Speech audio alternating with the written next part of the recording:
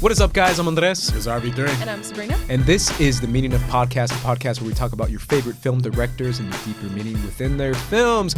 We are doing our top 10 of 2019. I am very excited to hear your guys' list. I can't wait. Obviously, we're not super on time. We do this one a little late. Part of that is my fault. Man, I acknowledge that. Man. Nah, it's all good. We But just I happy was to have like, you back on the Meaning of Podcast. Hey, thank you. Squad leader, man. We couldn't do it without you Thank you, anymore, man. You guys did a lot of video. I was like, damn, y'all popping out these videos, man. I loved it. That's mostly Sabrina's. I was enjoying the content. Yeah, I was like chewing it up, bro. Yeah. But I'm super excited to hear your guys' top 10. I was like, please don't do the top 10 without me. We couldn't. Y'all can do everything else you want with, but not top never. 10. There's no way. Never. I'm so happy that we haven't shared any of our picks with each other yet, so this is all new. I'm excited to hear it all. Obviously, this is our opinion, guys. We're not saying this are the best 10 films of the year. We're not saying, like, we can name any movie that hit us a certain way.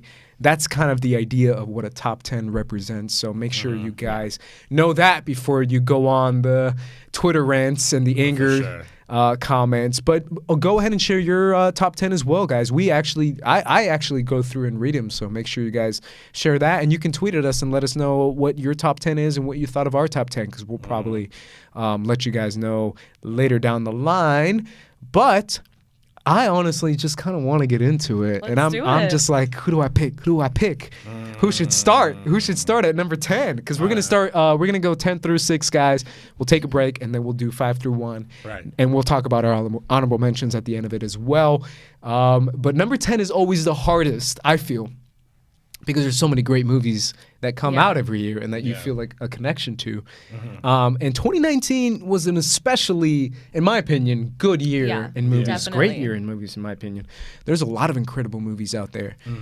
So it was tough. It was tough. Hard. I've been working on this. I'm honestly glad you were visiting family. I'm like, I get an extra week to work on this because it was difficult narrowing it down. I feel I'm happy with my picks, but it took a second. So. Absolutely. This was hard, man. This was hard. Speaking of hard, I'm going straight to you, man. I'm going to me? Yes. Okay, all right, well, RB3, the star of the show, bro. Let's I'm not go. the star of the show. Hey, everyone knows it's true, bro. You know, it always fucked up because you always start with me. And I know, I always have the but most to be controversial fair, number 10. But to be fair to me, going to you, you are the star of the show. Nah, that's not true. That's not true. This is what the people want to know. RB3's list, man. All right. Well, and then you can freely talk about it on all the other shows you're on. There's all the other shows. Finally. One other show I'm on. But 2019, man, people want to know. 2019, all right. Well, number 10. This is definitely going to heat things up. I'm here for it. I'm ready for it, bro. Because my list, I'm reading my list right now. It's controversial. I'm not going to lie. I'm assuming yours is too. This is going to be a super controversial pick. Yeah. I don't give a fuck what Twitter got to say.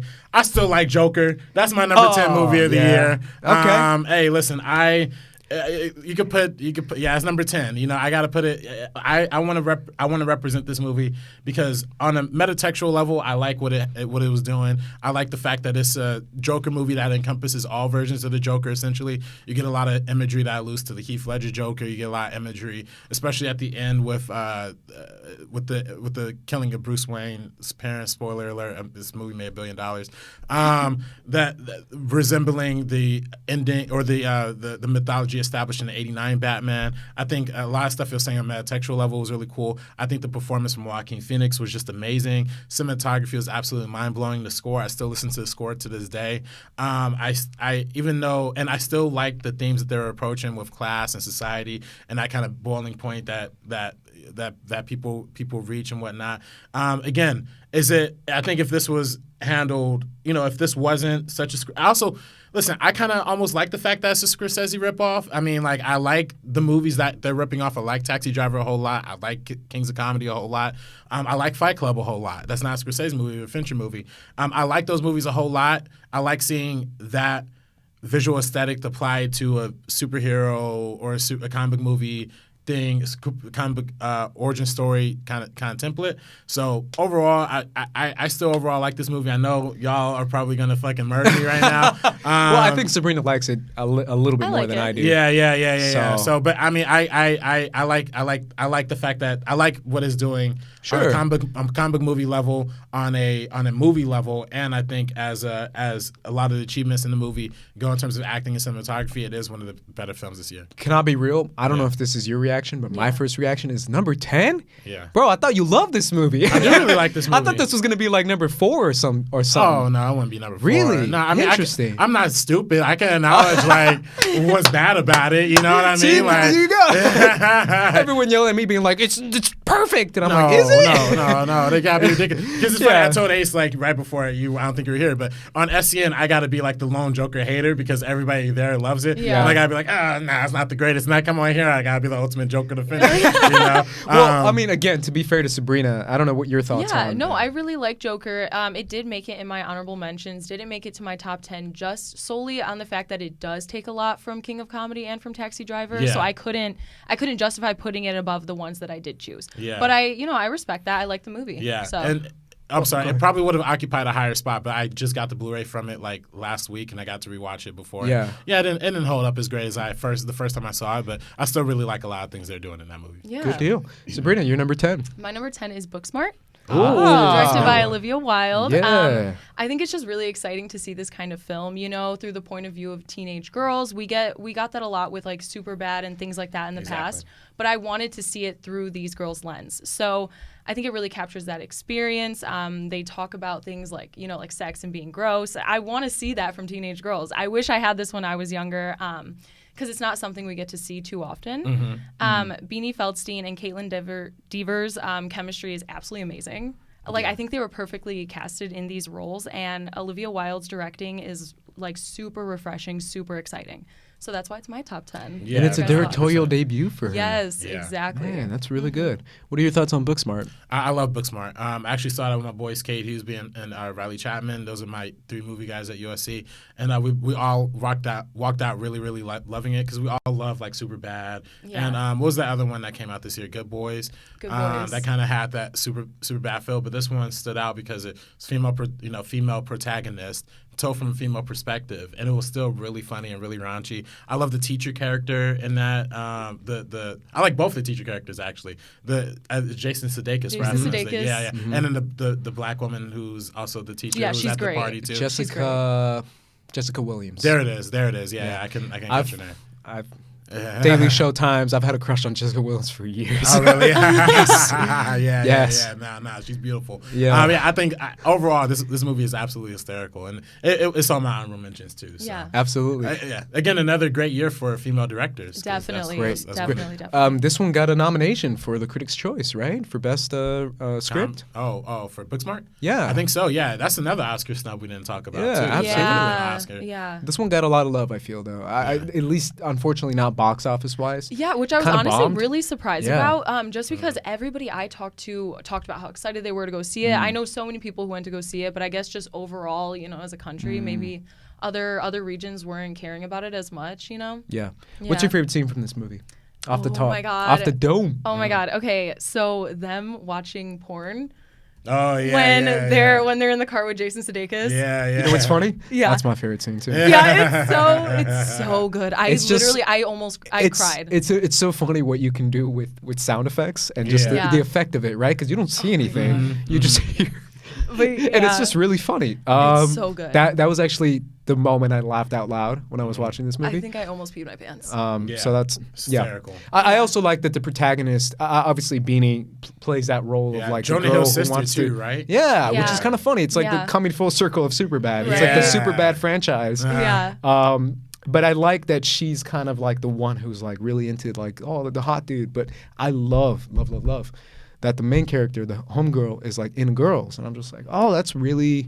That's I don't know. unique. I kind of like the Yeah. idea of like the fact that she's like a conservative girl, like conservative, very conservative family. Yeah. Where she's like, I've never experienced anything. Like my Yeah. family is super like Christian, but That's- she's into girls, and I was Yeah. like, that's kind of cool. No, that's actually funny that I didn't mention that because I always talk about LGBTQ representation in film, in media, all that kind of stuff, and how important it is. Right. So yeah, that's another aspect that I absolutely love about this film. And the whole time you're really rooting. At least I was. I was like, get a girl, come on, girl. Yeah. But yeah, You got this. shout out to Yeah. Booksmart. Yeah. My number 10 is a movie that I thought was going to be in my top 5, in my top 3, which kind of goes to show the level of movies that there is in 2019. Because when I walked out of this movie, and it's actually you guys who told me to go see it, which is kind of funny because you guys saw it way before I did. I saw it way later.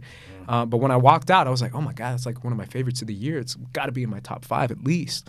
And that's Honey Boy, Alma Har'el. Yes. Alma Har'el directed a really interesting movie. I was talking to my family about this movie because they were telling me like, what are your favorite movies? And I was like telling my family, and I was like, I gotta give a shout out to Honey Boy. It has to be one of my top 10 movies of the year because of what it made me feel. Because throughout the entire movie, you feel like, oh, this is the story of why Shia LaBeouf was so effed up, right? And how he had this abusive father growing up in this industry, and kind of the idea of this overbearing, literally abusive father. And it's like this idea of him being like, this is where I come from, this is my conception. I was wrong. Throughout the whole movie, I was like, oh, it's an abusive dad, he beats, oh, cool. That sucks, man. But then at the end of the movie, she kind of blew my mind. Both of them did, Shia and Alma, blew my mind with the idea of like, no, this isn't about like, I hate my dad, he's abusive, this sucks. And I was like, yeah, I've seen a ton of those movies. But it comes full circle when he's like, oh no, spoiler alert, I'm going to forgive my dad. This is a movie about forgiveness. This is a movie about closing the source of pain that he used as his inspiration for acting. He's like, my dad is the reason why I act. Like anytime I imagine pain, I think of my dad.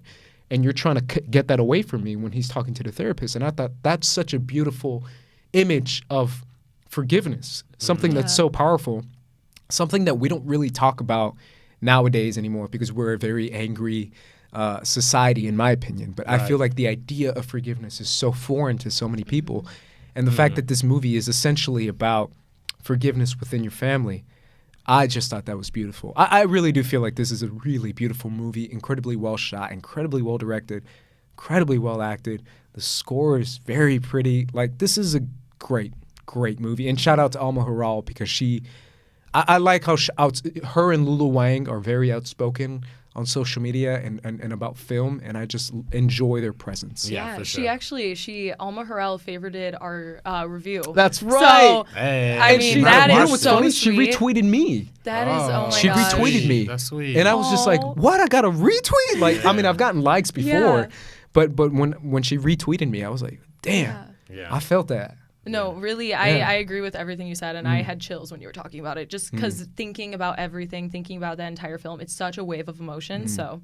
Yeah, absolutely. No, that's a beautiful film. I love that movie a whole lot. I think it's probably the best, like, the best kind of way you could tell that kind of story, for sure. Yeah. And I think it's just overall, it's a great achievement, like, from Shia LaBeouf to write the script, to play his father, and to, kind of give up that kind of control. It's and like a everything therapeutic experience. Yeah. As you're for watching sure. it For in the sure, movie, for even sure. for a viewer. Yeah, for So- sure. I mean, unfortunately, it's not on my Sure. 10 list. That's so fine. it's- It doesn't it's have to be, yeah. Definitely an honorable mention, but For sure. that's brilliant. Let's go. Number 9. Okay, so one Hollywood movie to another. I'm gonna go with my boy QT.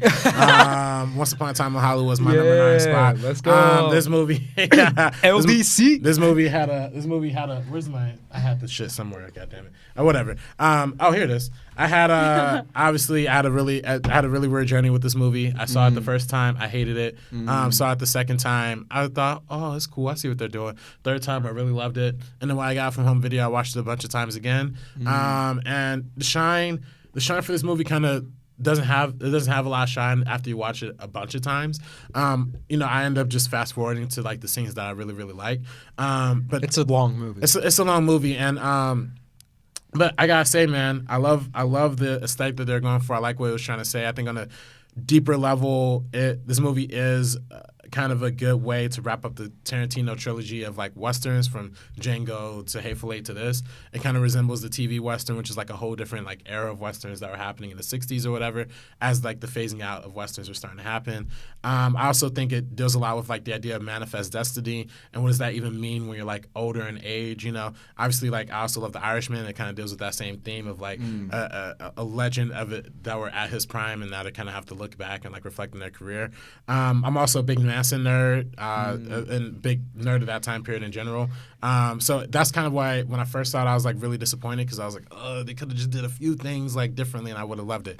But overall, and also like, I'd be remiss to say like, I just love the driving in this movie, man. Like I just like driving and I love like the scenery that they approach in this movie, just all of the different car scenes and everything like that. A little too much feet for my liking, a little too much feet, but otherwise. I mean, it's QT, so yeah, it's he QT. had to. And again, to me, it's his worst film. But even his worst film is, It's in your top 10. Is in his top 10. That's incredible. It's actually his 9th film, so the 9th Oh, spot there here you makes a lot go. of sense. Coming full circle, Yeah, man. come full circle. There you go. So. Dang. Sabrina, your Yeah. thoughts? Talking about that one, Adam Sandler from Uncut Gems voice. I disagree. Disagree. Oh. Okay. No, Ooh. no. I disagree. respect you. I love you. I love you. Yeah. I love that. That's Yeah. okay.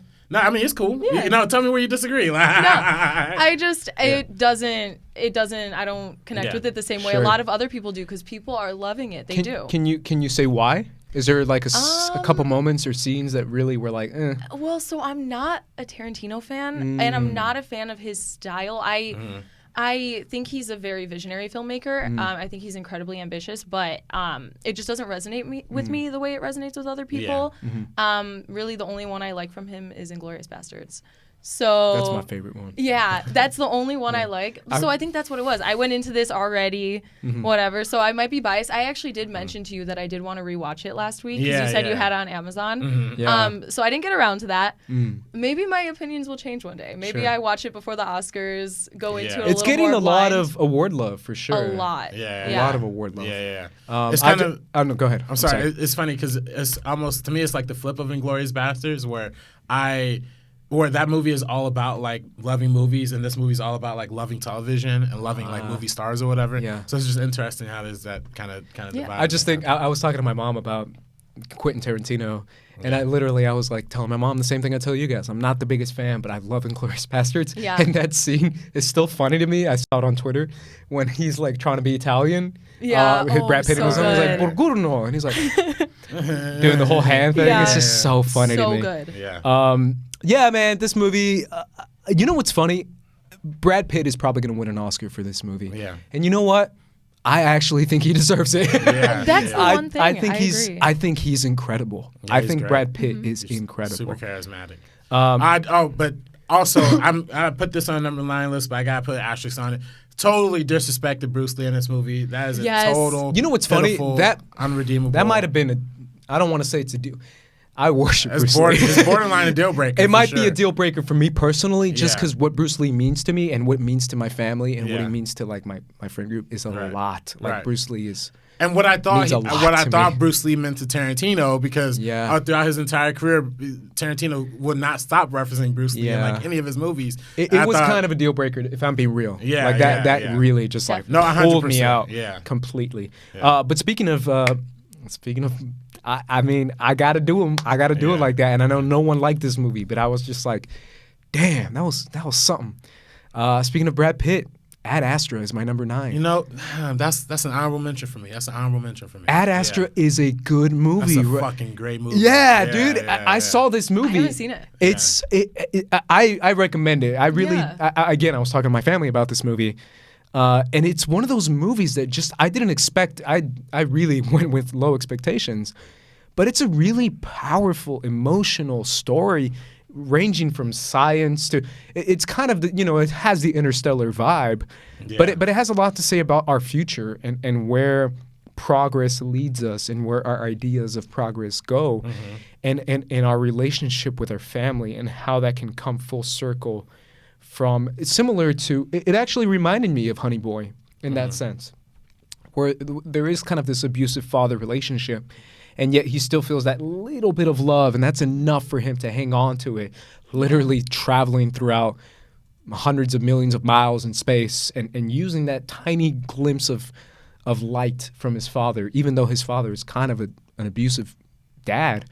He uses that to his journey, and it's that scene where he's reading the message to his dad, and it's pre-written message to try to reach out to him, and he just drops the paper and he just speaks real, and when he spits real, and it's just one shot frame on Brad Pitt's face, breaking down and shaking and shivering, and I was just like, yo, this guy's so good, and this is a really interesting moment how he's trying to pretend to love his dad, and then at one moment he's like, I actually kind of do love you, which is kind of crazy. So And his dad being Tommy Lee Jones. the ultimate hard ass. the ultimate dick dad. Yeah. Like that's perfect. Yeah, I don't know. I thought this movie was special, and Yeah. had to make my top 10. So. Yeah, that was an honorable mention. I thought really, really hard. I mean, this has been also a great year for like cerebral science fiction. High Life, starring Robert Pattinson, was also really great. There's been a couple and salute to not science fiction, but also like really cerebral was Climax. That movie that came out by Gaspar Noé. I wanted to see that. Yeah, that one was. I didn't. I that also unfortunately didn't make the list. But yeah, Ad Astra. I mean, that came really, really close because this and. A lot of people called it pretentious because it moves really, really slow, and it is a slow movie. Yeah. But if you sit through it and you pay attention, and I mean, also one of the most visually beautiful movies. Right? I think. Like, hey, they literally have a scene where there's like a shootout happening on the moon, and I'm like, and that could have came off like really, really cheesy, but that shit looked amazing. Like, where is it in visual effects for the Oscar nominations? I know that's a snub too. That's oh my God, I was like, where that movie? I would be happy if that won. Actually, I would be okay with it. Yeah. But yeah, I don't know. It's a really special movie. Yeah, I know you haven't seen it. So. I didn't mean to miss that one. It's just kind of it's so hard to see everything. Not a lot of people saw it. I still definitely I want to check it out. So for sure. And again, salute to my boys Cade and Riley. We did a double feature that day for Ad Astra and Rambo: Last Blood. Yeah, what two different movies. How was Rambo? Oh man, it was bad. Not good. I mean, I tweeted about. Did I tweet about this? I don't know. Last 15 minutes was hard though. Last 15 minutes was hard. Because I tweeted about like how I was not gonna. Pay money to see it. No, it's very just because of certain things they do with for sure representation. 100%. Your number. I'm so sorry. Your number. All good. So my number 9 is a documentary. It's Love Antosha. Oh, that's Anton Yelchin. Yeah, Yelkin or Yelchin. My bad. So it's a documentary that follows the short but really exciting life of the late Anton Yelchin. So he passed away at 27. He was in Star Trek, like crazy, amazing, talented actor. And it's kind of this really beautiful, heartfelt celebration of like this truly remarkable man. Mm-hmm. Watching his life is so uplifting. I thought it was going to be really, really sad, and I was in tears for a lot of it, but in a really good way, like a very, very warm. It makes you just want to live life because you never know what's going to happen next. And I know because he passed away by getting crushed by his own car, and his parents used the money in like the settlement to fund this. So that's something that's really beautiful, and they play a huge part in it, and it's just so good. And so I think we're just super fortunate to be able to get this kind of glimpse into his personal world, and I'm super happy it exists. Oh my God, this is why I do this podcast with you guys. I've never heard of this movie. Are you serious? No, and it sounds incredible. Yeah. I was just talking about this guy with my family because we rewatched all the Abrams Star Trek movies, 1, 2, 3. And I literally go to my mom. I'm like, what's great about Star Trek, Mom, is that there's so many great casts of characters from different backgrounds. Yeah. And I asked her, like, who's one of your favorites? And she's like, I love the little Russian kid. And I was like, oh, yeah, he passed away. And she's like, oh, my God, you're breaking my heart. And I told my mom the story and how great of a talent he is. And the stories I've heard from him, because I knew a couple friends that knew him. And they were always like, yeah, he was a really quirky guy, but he was really nice, and he was really down to earth, and he was really, like, motivated by certain things. And I was like, man, what an interesting story, and what a devastating story, to be real. So thank you, Sabrina. Well, but because I want to see this now. Yeah, I've been following it since, because I was a huge fan of him. Like Crazy is one of my favorite movies. So I've been following this since it was in like pre-production. Then it premiered at Sundance, and it got so much love, and I could not wait. And there was like one random theater so far away from me showing it, and I did check it out there, and then I checked it out again on like home video. So yeah, it's really, I can't recommend it enough. Yeah, no, I really need to check that out. Like, you have to. Yeah, for sure. My number 8. So we're going to my number 8. Yes. Now this one is probably going to be the lowest out of your two rankings. I know it's going to be on both your list though. My number 8 is Marriage Story. Interesting. Yeah. I wish there was a spot for it higher, but honestly, but it made your top 10. That's cool. It's a stacked year. Yeah, at one point it was like in the top 3, like literally. Wow. But then like there's just been so much, and then been thinking about what movies really resonated with me and like still had that impact. And I still really love Marriage Story, and I think I love Noah Baumbach. Obviously, we did the Noah Baumbach episode. That was probably your first episode. You probably watched it. Yeah, that was the first one I watched of you guys. I'm so sad I wasn't there because I would have loved to talk about that. that. That's yeah, great. No, so it was. So I obviously love Noah Baumbach. I love Netflix, obviously, and love Adam Driver. So it's just like kind of like the marriage of like all three kind of entities that I really liked. I thought the story was really strong. I thought the performance is mind blowing, and I think the direction. This is probably Noah Baumbach's probably biggest film, and it's probably his most like elaborate and with a lot of cuts and but there's still like a lot of humanity and kind of heart into it too. So, and you could totally tell he had completely free reign like over the creating of the story. So I really liked it. I said Netflix money, bro. Yeah. They're literally like, take money, do what you want. Yeah. They did that with Scorsese. They did that with everyone. But yeah, absolutely, Marriage Story is special. I know you're gonna talk about that. Y'all gonna both talk about that later. For sure. I'm like, I'm silent right now. Yeah. Are you going to Sabrina next or? Yeah, let's go to you. Your number 8. 8 is Honey Boy. Okay. Nice. Yeah, there you go, man. Yeah. So of course, everything you said, completely agree with it. I've talked about it. A lot of the films actually on my list on this channel already. So we did do a review on this one, but it's just so incredibly written, incredibly acted. It is one of the most honest and raw emotionally films I've seen this year. Right. It's just so beautiful to see how Shia can be so vulnerable with his writing and playing his own father. Oh yeah. I mean, like my heart was in pieces watching him do that. But it's incredibly courageous of him, and the result is absolutely fantastic. Like I'm so happy that he was able to share this story with the world. Yeah. And Alma Harrell did one of the best jobs this year at directing this. Right. I mean, there were so many women actually working behind the scenes in this film. I mentioned it in the review. The DP is a woman. DP, a few. The editor. Yeah. So that's something, that's fantastic. That's like a triumph. The fact that they were able to do all this. Salute to Shia for helping make that happen too. Absolutely. Exactly. Yeah. I mean, I've always liked Shia LaBeouf, if I'm being real. Same. Yeah, me too. And I've always enjoyed his passion, even though a lot of it is out. I mean, he talks about it in the movie. Yeah. A lot of it is directed towards a different direction that he wish he hadn't. But I'm happy for this movie, especially for Alma Harrell. I know a lot of people are talking about the kid. Shout out to Noah the kid. Jupe. Oh yeah. Noah Jupe. He's incredible. He's incredible in the movie. Superstar. But So good. But I really do feel like my biggest takeaway is her, Alma Harrell. You my could tell gosh. that she's. I mean, I've seen a lot of behind the scenes from this movie, and you could tell like she is that emotional director who's there to get the emotion out of you. And this is such an emotional movie. Which is why I loved it. Again, I thought it was going to be my top 3. I was like, that's got to be my top 3 when I saw That's it. And what then I I just thought saw the too. movies and I was like, oh, I forgot. It is so hard because I kept seeing something and I'm like, oh yeah, this is making it like top 5 for sure. Yeah, for sure. But just it making in the top 10, with the stacked films like year we had, whatever. That's it's still really high up. I also, full disclosure, I was also a big Even Stevens fan. Oh yeah. Same. I grew up with Even Same. Stevens. Really? You guys were like 2 though when it came. No, we Really? weren't. No way. No. I'm The just playing Even with y'all. Stevens movie, that Yeah. shit was Even good. Stevens. That movie was good. It was It's on great. Disney Plus, and I actually watched it, and I was like, "This is actually good." Even I the, need to rewatch even it. the I Shia had- LaBeouf movie where he plays the slow kid. I like that one. Which one? The one that he plays this. All right, hold up. Let me not say that. I'll find it because I know exactly what I'm talking about.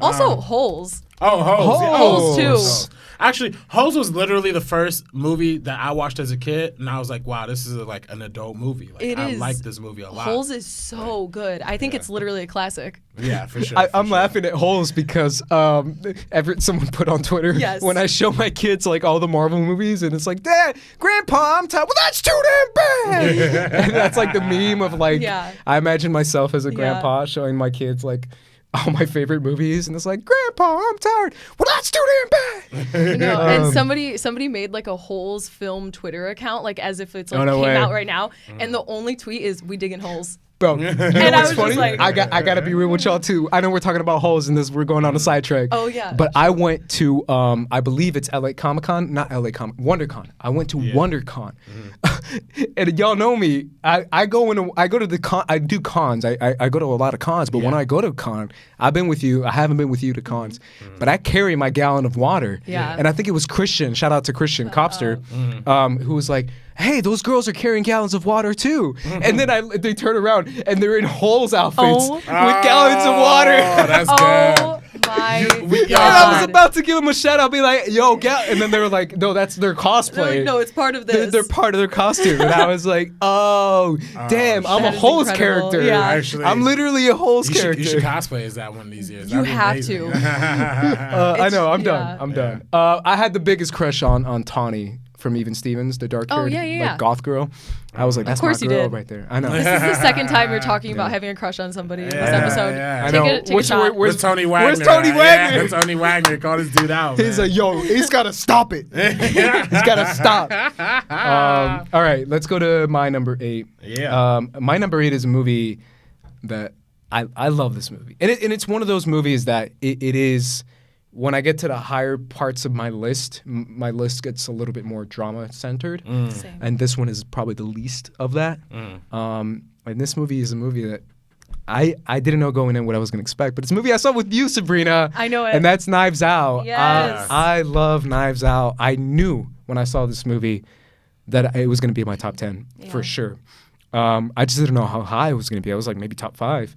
But it's funny because after the movie, you were kind of talking with me, and you were kind of like, yeah, this, and you were like, what do you think? You asked me, and I was like, I told you, I was like, I kind of loved it. Yeah. I kind of thought it was perfect. That was literally the first thing you said to Yeah. me the second we got out. So, I was good just to see like, it on that crap, I list. kind of love this movie. I'm Yeah. sorry. I think it's an incredible movie. And I know it is like that weird Agatha Christie kind of, not Whodunit. spoofy, but like kind of like that goofy comedy / thriller / whodunit / like it's a very quirky movie. I guess it's the best word for it. And that's usually not on people's lists for like the prestigious movies or whatever. But to me, it is on that same level because of how well written it is and how well acted it is.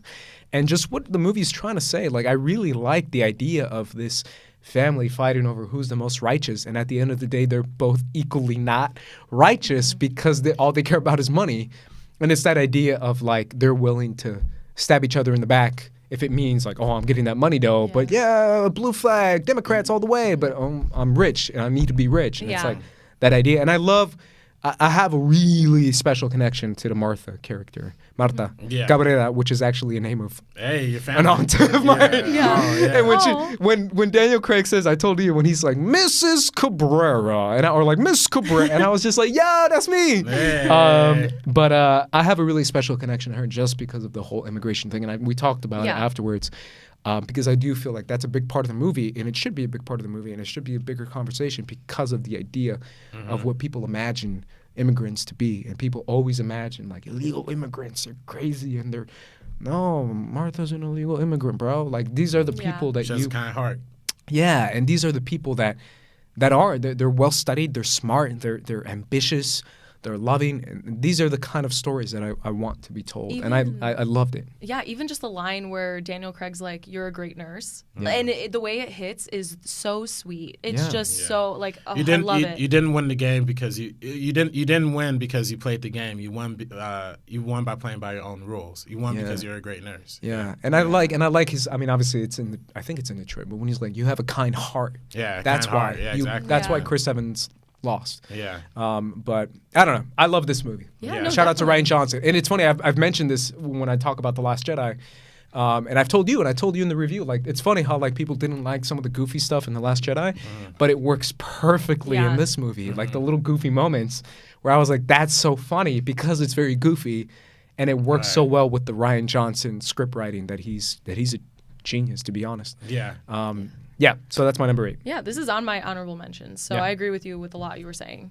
Well, I'll just jump into it. It's my number 7. So. Oh, no way! Yeah. Number 7. You're sitting there silent. Yeah. No, and Ace already covered like most of what I love about this movie. I think it's just brilliant. I've been a big Rian Johnson fan for the longest time. If we would have had this podcast in 2012, Looper probably would have been number 1 and number 2 up there. If we would have had this podcast in like 2006, Brothers Bloom would have been in my top 10. All of his movies he made, I think, are absolute. Brick is one of the greatest indie movies I think of all time. And I love Rian Johnson. I love everything he does. Even Last Jedi, even though I didn't love like a good 40% of that movie, the 60% that I liked, I loved. Like, That's exactly. brilliant. That's exactly. I mean, we've talked about it. We did a review about it, but literally, the exact same feeling I have about Last Jedi. Yeah, It's like the parts that I loved are incredible, and they're really well written and really good. So yeah, no, and for me, it's like Knives Out is like the 60% that I loved about Last Jedi is the entire movie. Yes, right. It gives you all these different perspectives. I think at the end of the day, I think I probably saw this movie 4 times in theaters. Yeah, that's just how much I really, really dug it. Wow. Is this the movie you've seen the most in theaters this year? This year. In theaters? Yeah, I think so. I think it barely edges out Once Upon a Time in Hollywood. Okay. Or maybe Endgame. It's up there really? too. Yeah, but I love Knives Out, man. I love everything that this movie does. I love what it represents. I love the, like you said, the idea of like taking an immigration story and incorporating it into like this Agatha Christie horror mystery noir type thing. I love Sherlock. The character of Sherlock Holmes. I love the show Sherlock, the movies Sherlock Holmes. So it's kind of nice seeing like an Americanized version of that with Americanized politics and make it relevant. And with a Southern accent. It's even better. Accent. I was like, that's perfect. CSI KFC. I love it. I love Chris Evans being the bad, or being a character in this movie. I don't know how many people have seen it. And I also just love everything that this movie just represents. I mean, to me, is almost the perfect murder mystery movie. It's almost perfect at what it does. Yes. So I can't help but not put this up at number 7. Absolutely. Yeah. Sabrina, we now reach your number 7. My number 7 is Jojo Rabbit. Oh, okay. We saw it together. Yeah. You guys did a review. Was this your first review together? I think It this was. Probably our first It was. review. That's also so our highest crazy. rated review. Hey, okay. Yeah. So I really didn't know what to expect going into this film. I mean, like, it's a crazy premise. But I know I'm familiar with a lot of Taika Waititi's work, and I'm a huge fan. So I trust him a lot as a filmmaker to tackle something like this, especially when dealing with children and stories. I think he's able to tap into this like childlike wonder and innocence in a very beautiful way. So pairing that ability with this story turned it into something phenomenal, in my opinion. There's like such an immense amount of heart. And I think that's why it has a very special place in my heart. It tells a lot. It deals with a lot of themes. And even though it takes place in like a different time period, it's still relevant to this day to like think about. You look at somebody and you see somebody that's like foreign to you, and you might have all these like preconceived notions. But then once you decide to get past something like that, you can see them for who they really are. And I think that's a message that we all kind of need to see, and still in 2020, which is sad, but it's a beautiful way of telling that kind of story. Yeah, absolutely. RB3, your thoughts? Yeah, I absolutely love Jojo Rabbit. I really, really wanted it to make my top 10 list. It barely hits the honorable mentions. Yeah. But I think I'm sorry, yeah. But I think it is like really, really amazing at the story that I was trying to tell. I think Taika Waititi is probably one of the greatest that we got working right now. And that movie only continues to prove it. So I'm happy to see him get the recognition he deserves for this. Yeah, I mean, I haven't talked about this movie with you guys. It's interesting. I love Taika. Taika to me is like honestly one of my inspirations. What We Do in the Shadows is one of my all-time favorite movies, like all-time. Thor Ragnarok. We've talked about Thor Ragnarok because we did our list that year, and I put it in my top 3. You did. Top 3 of the year? Yeah. Wow. I love Thor Ragnarok probably more than anyone. I remember we got into a big argument at the Schmo show because you were like, "Oh man, Thor Ragnarok's a 10 out of 10." I was like, "Bro, there's no way." Like, and I was like, "Fine, 9.5." Yeah, 9.5. Yeah, because I really do feel like it kind of is a perfect movie. Thor, in my opinion, Thor Ragnarok. So good. I agree with you. I think it's a perfect. I walked out and I was like, I think that's a perfect movie. Yeah. I don't think anything wrong with it, but. And I'm the only one here that watches the What We Do in the Shadows show, which he's very involved in, which is another incredible show. And The Mandalorian. Oh, and The Mandalorian, of course. Wow. Yeah, the guy's incredible, like for crying out loud. And the fact that I don't know, I like that he's very involved with, like the opening scene of The Mandalorian episode 8, or episode 9. That's Taika Waititi in a nutshell. With the two stormtroopers talking. Have you seen it? it? Yeah, I finished it. Okay. So good. Because I was going to talk about it. I wasn't able to, so this is my review of Mandalorian. We should do a Mandalorian episode. I was thinking about it. Yeah, damn, that could have got some views. But I'm gonna do something with Force Center. I've already talked to. Oh, that's to good. But at the same time, I just think it's funny. This is my first time talking about it on a mic. But that scene is perfect Taika Waititi to me. Yeah. Unfortunately, I didn't have that same connection to Jojo Rabbit. I didn't feel the same things I've felt in his other work. It doesn't mean it's not a beautiful movie. It doesn't mean the intentions and the heart behind this movie is not a giant heart, because I really do feel like Taika has a huge heart. As goofy, as ridiculous as he has a very big heart. And the stuff he fights for in his home country is something that I've been following, maybe because I follow him on Twitter, and he's very vocal about certain things, about climate change, about abusive issues, about racism in his own country. And he's very open about it, and I really like that. And I really like that he's one of the co-creators and directors of one of my all-time, I'm talking all-time favorite shows, Flight of the Conchords. Something that, again, I don't think you guys know about, but I watched this show on HBO, and I actually bought their albums. I actually was going to see them live. I love Flight of the Conchords. I know their songs by heart. Like, I even know it on guitar. And Taika, his involvement with that, as small as it was, I think this guy's a genius. Like a genius. And I love that he's also, my last thing, he's a giant-ass vampire fan. Like, I've seen him interviews about What We Do in the Shadows talking about, like, well, in vampire lore, and I was just like, bro, no one knows that. And he was talking about very specific details, unless you're like a hardcore vampire guy like me who actually reads about vampires. Right. So I appreciate that on a huge meta level. I feel that. I love so, shout out to him. Yeah, shout out to my number 7, right? Yes. My number 7 is something that I'm already off the top with the controversy. So this is going to be kind of controversial because it's going to be higher for you guys, but it's my number 7, and that's Parasite. Parasite is my number 7 movie of the year. Okay.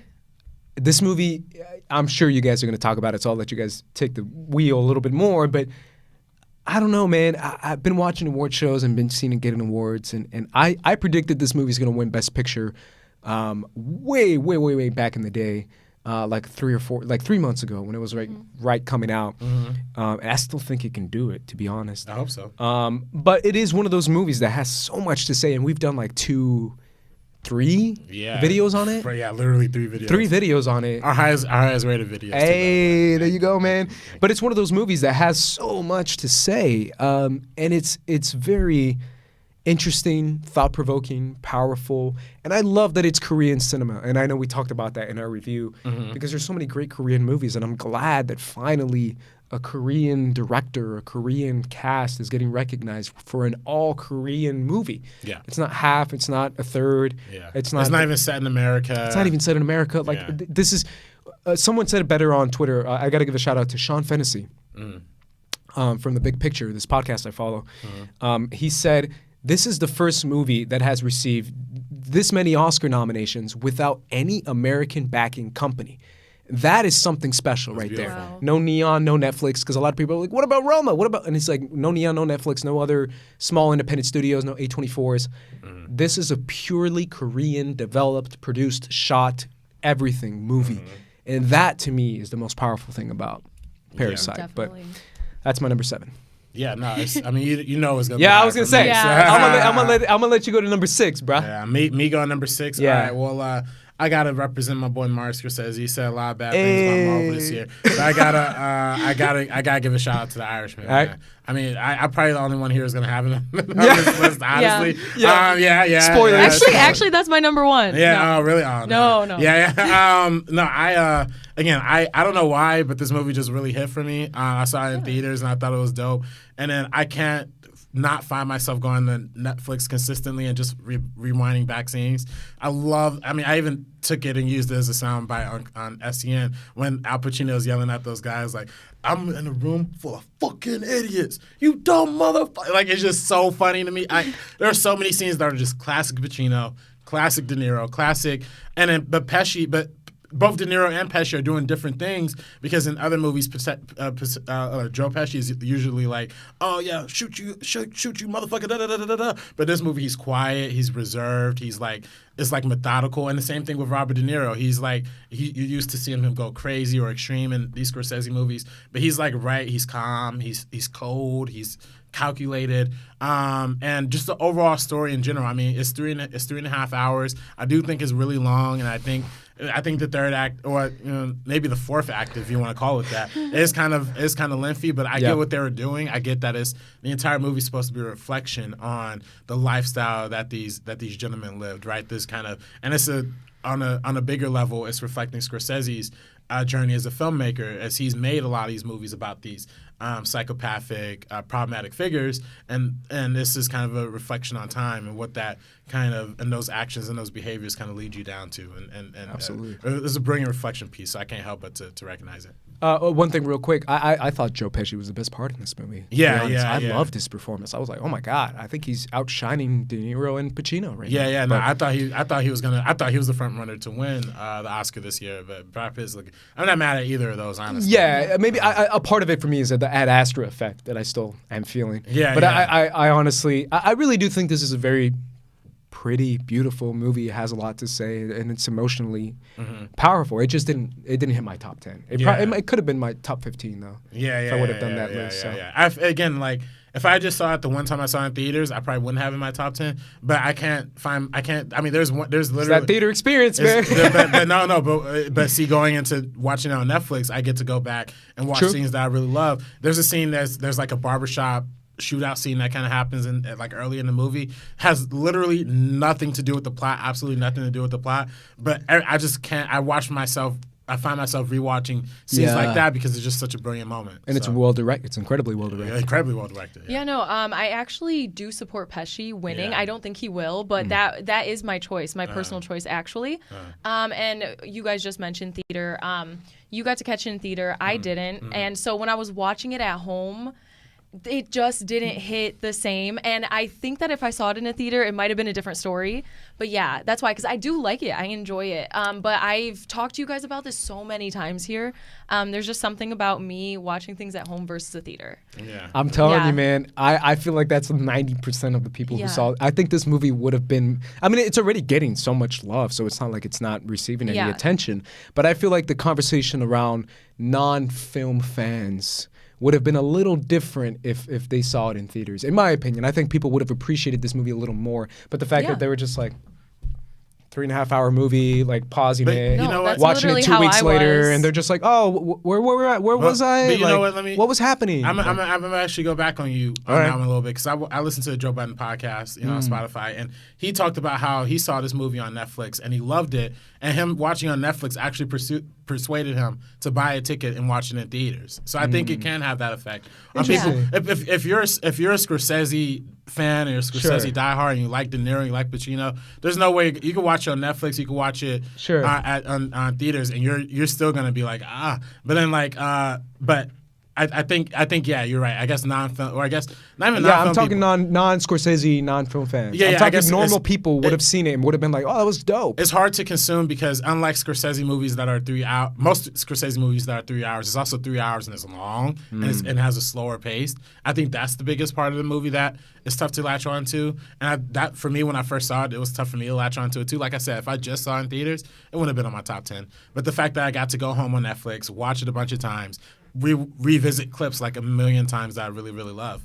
It just earns that spot for me. So Absolutely, Yeah. and it's well deserved. yeah. Yeah. Your number 6. 6, Sabrina. My number 6 is Uncut Gems. Ooh, Oh. okay. Yeah, so okay. directed by the Safdie brothers. Yeah. We've been talking about it a little bit today already. So I think this is just an intense and like dizzying masterpiece. I always hesitate to use the word masterpiece. Yeah. I've seen it 4 times. Woo! Last more being than yesterday I did. night. Yeah. It's your number 6. It's my turn. I know, I'm just playing with you. That's exactly why I'm saying like this year was incredible, Yeah. and I've seen this film 4 times, and so I just think it literally has not gotten old. You would think just because the story is so out there and it's very shocking when you see it for the first time that it might like I know what's going to happen now. It might change the outcome. Still doesn't. I'd still like, come on. And so Adam Sandler's performance is undeniably one of the best of the year. Hello, Oscar snub. I think it's a career best for him, and it's so, so incredible. This is so gritty, dirty, but it's super vibrant and beautiful at the same time. And this kind of cements the Safdies as one of the most exciting filmmakers working right now. They create this contained chaos that we've seen in Good Time and in this one that I don't even know. I do not know how they do it, and I can't sing my praises enough for that. And I think it's amazing on a lot of technical aspects, and then also, like sound mixing, sound design, score. We've talked about that. I watched it high one time. Yeah. Yeah, yeah. I Is literally that freaked opening- out. That opening sequence. That will freak you out. I literally freaked out, and I laid on my kitchen floor for 30 minutes, and then I forced myself to go to bed at 7:30 p.m. So 0 stars for the third time I saw it, but Yeah. 5 stars for the movie, 0 stars for the Yeah. experience. But Yeah. love this. I can't talk about how much I love this movie enough. I almost saw this movie with you guys and I couldn't. Yeah. If you guys remember that. Yeah, it was late. It was Yeah, late. I saw it afterwards and I texted you guys. Yeah. I texted Yes. you guys right away and I was blown away. Yeah. Blown away by this Yeah. movie, and that's all I'll say. Because it's on your list too. Yes. It's on my list too. I was gonna say that's Yeah. where I'll leave it. Yeah, I'll leave it there too. Yeah, alrighty. I have plenty of words to say. My number 6, and then we're gonna go to break. My number 6 is a movie that was my number 1 for quite a long time, and I don't know if you remember this because we did a review about this in my room. And I told you, I was like, this is my number 1 movie of the year, man. Honestly, like I've seen a lot of movies this year, but this is still my number 1. It dropped down to my number 6 because there was other movies I saw afterwards that are just as incredible. But it's still such a good movie that I felt like deserved way more love than it got. And that's Jordan Peele's Us. Yeah. Us is incredible. I told you in our review, because I don't think we didn't give each other our initial thoughts. We just walked in and started recording. That's what we usually do. Yeah. Yeah. And I told you, you were just like, yeah, you know, this. And I was like, bro, I love this movie. I thought it was so good. It was so freaking good. Again, you've talked about even more, so I got to give you credit. Lupita Nyong'o's performance in this movie is stunning. Yeah. It's absolutely stunning what she's able to do with little nuances, big moments, small moments. She's just absolutely incredible. Right. So a huge shout out to her, but just the whole ability to make this metaphorical story while at the same time being very grounded in the story. Is just a gift that Jordan Peele has. And I said it in my review. I think he's 2 for 2. I put Get Out as my number 1 of the decade. So that kind of goes to show how I view Jordan Peele. I think the guy's a damn genius. Yeah. I think he's the director of our generation. For sure. I really do believe that. And what he's able to do with the family story and how they're able to balance both sides. The tethered. I was going to say the upside down, but it's not. The tethered and that connection to it. And Winston Duke being the so goat good. dad. Yeah. And just little moments like that just really make this movie. It has my favorite score of the year. Like this movie is really something special. I felt it even in the scene where they're just walking down the beach. Yeah. And the score starts to kick in. Even in the opening shot when it's just closing in on the rabbits and the cages, I was like, with the this choir. movie's already incredible with the choir in the back. music, And just, I don't know. I love this movie. I went through the damn maze like 3 times in the Universal Horror Nights. Hey. So shout out to that. Us is my number 6 of the year. Yeah. It's up higher on my list, so There you I go. probably won't be able to speak There you on go. it much. Well, it's an honorable mention for Okay. me. I do love it. I think I agree with you with him being one of the best filmmakers working right now. Like that, I put him up there with the Safdies, with Ari Aster. There's just people Ari. that I think are just killing it every single time, and I agree with that. And I loved Get Out. So Yeah. Yeah. There you go. 100%. That's my number 6, guys. All right, we're going to come back after this break. Make sure you guys tune in because we're going to be talking about our 5 through 1. So we're going to talk about our favorite movie of 2019. So make sure you stick around. This ain't funny, so don't you dare laugh. With the 4/5 divide you in half. You getting at me equals a bloodbath. You do the math, take you out the equation. The following clip is from our Oscar nomination reaction video, exclusively on First Cut. Check it out. Every year, people are like not happy with some aspect of the Oscars. I mean, obviously, this year feels especially worse, but then maybe last year did as well. I think my biggest takeaway is that people always give that argument of like, well, who'd you take out? Because these are all amazing. And I'm like, well, they're not. Yeah, They're yeah. really not. But I have answers. I have to be answers fair, to all that. to be fair, I want to give you credit, RB3, because I tweeted this out, and obviously it doesn't matter what my tweets are, Yeah. but it's my thought behind the tweet, and it's my intention behind what I'm really Right. trying to say. Exactly. But you gave me a list on this podcast of female directors that made not just good films, not just like decent films, like award-worthy films, Yeah. movies that should be nominated. And I'm just going to read a few. And these are just a few, but The Farewell, Lulu Wang, you just mentioned Honey Boy. I mean, we're going to talk about Portrait of a Lady on Fire. There's movies like Hustlers, Highlife, Hustlers, yes. Booksmart, Little Women, Queen and Slim. I think Queen and Slim, in a Nightingale. different year, they would have gave a movie like Queen and Slim that kind of nomination. Just 'cause it's experimental. We both tweeted about Knock Down the House. That's directed by a woman. That's a Oh yeah, that's a great that's documentary. a documentary that could be nominated. That's a big snub. There's Clemency. There's The Souvenir. There's The Mustang, which is another French director. But these are movies that can win Oscars. All directed by women, all directed by not just. I mean, obviously, there's another conversation around this. Women of color. There's a lot of Asian directors, a lot of Black directors, a lot there's actual variety in this list that I just read. Yeah. Come along, children. Now we're going to have a little music.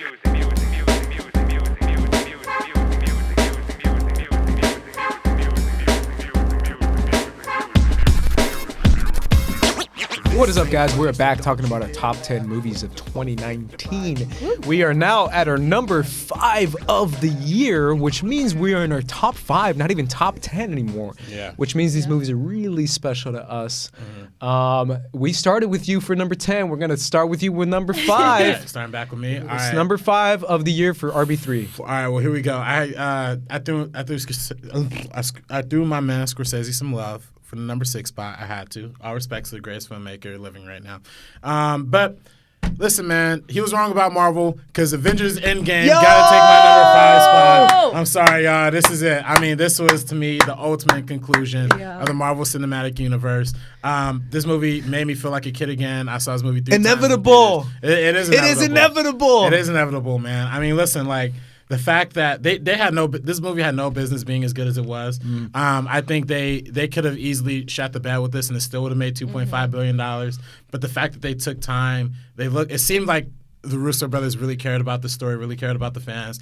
And, of course, fan service, is it too much fan service? What's the line? What's not the line? To me, this was like a perfect conclusion that wrapped up the entire legacy of this multiple, like 11-year / 22 film legacy that Marvel has established. I think it was absolutely brilliant. The whole the first act alone was really dope. The idea of like So good. them literally killing Thanos and just trying to figure out what the fuck we're gonna do next. Like I think that's so subversive and so cool. The second act where they go to the first Avengers movie. I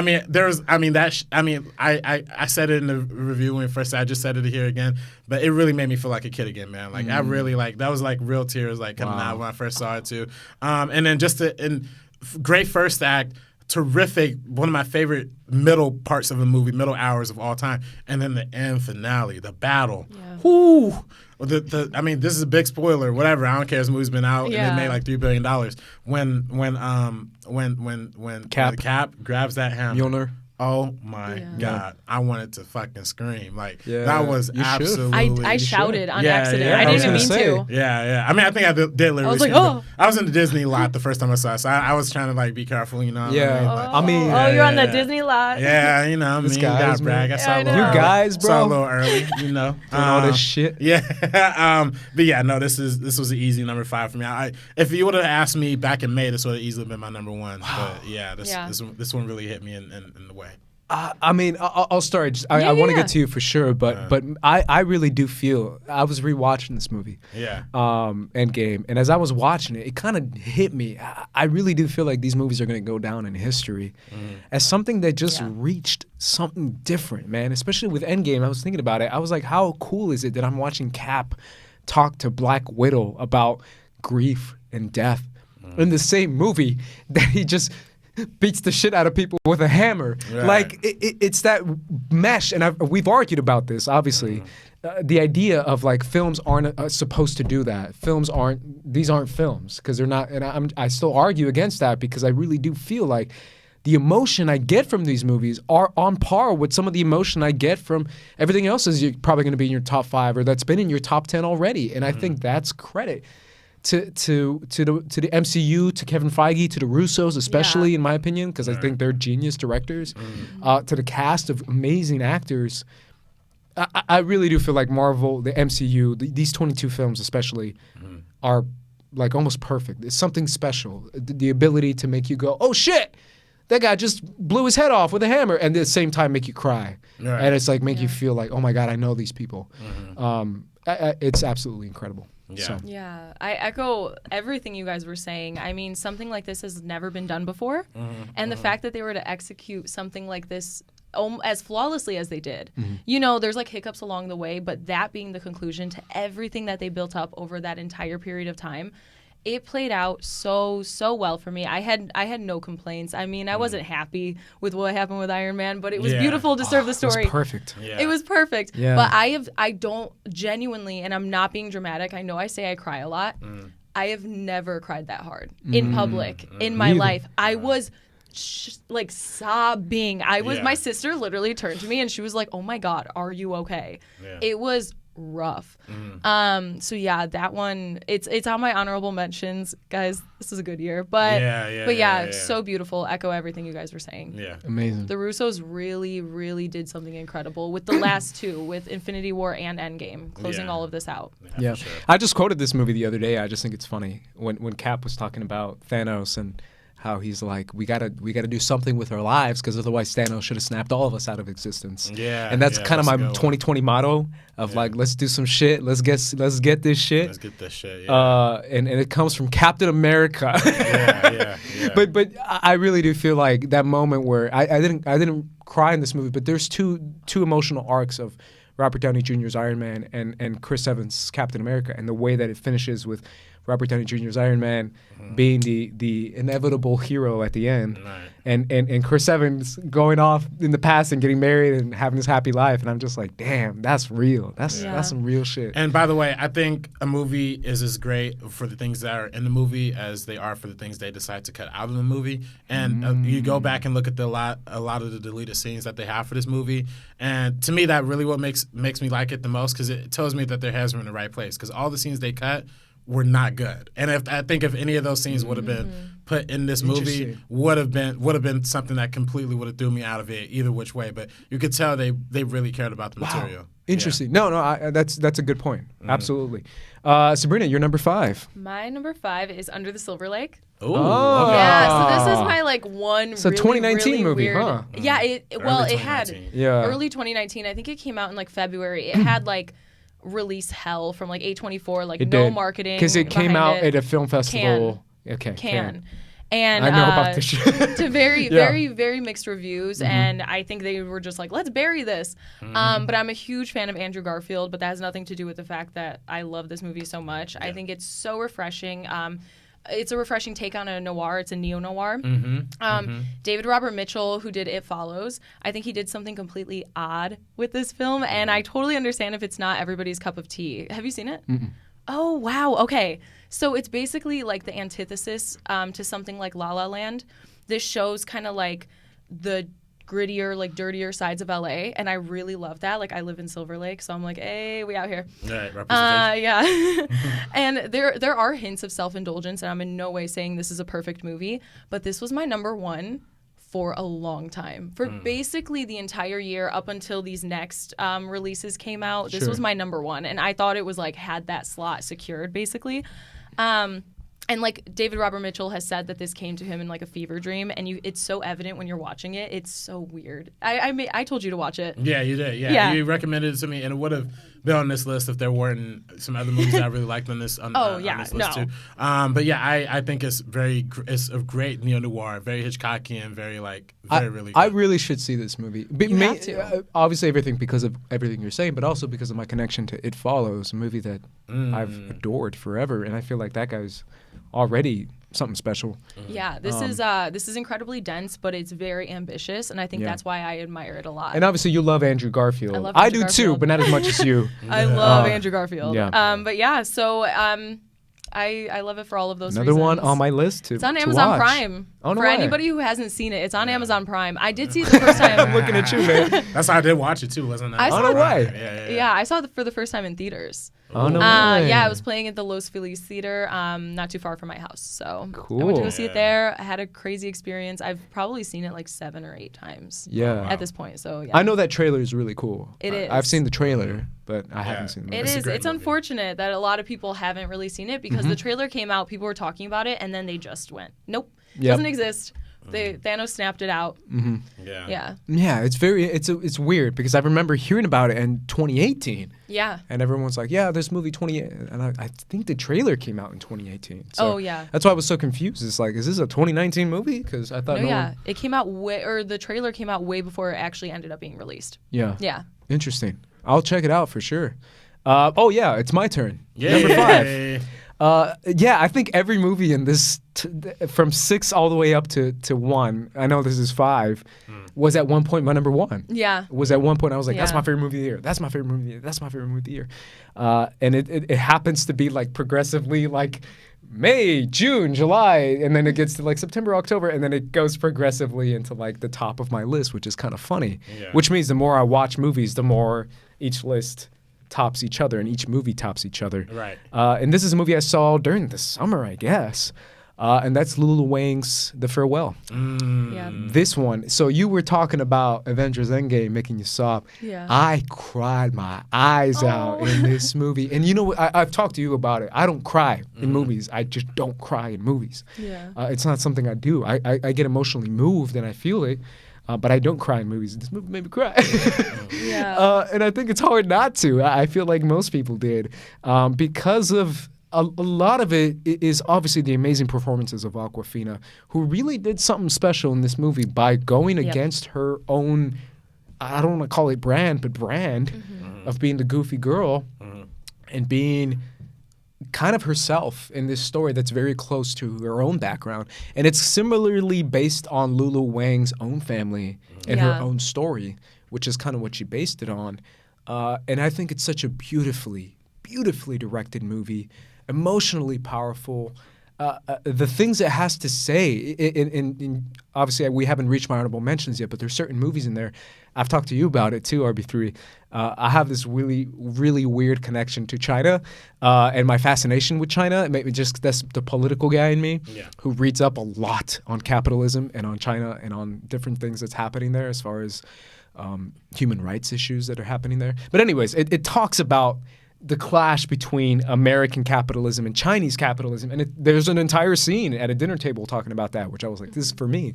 They're literally talking about, like, why don't you move to China? Because it's the same thing as America now, because we're making more money than they are.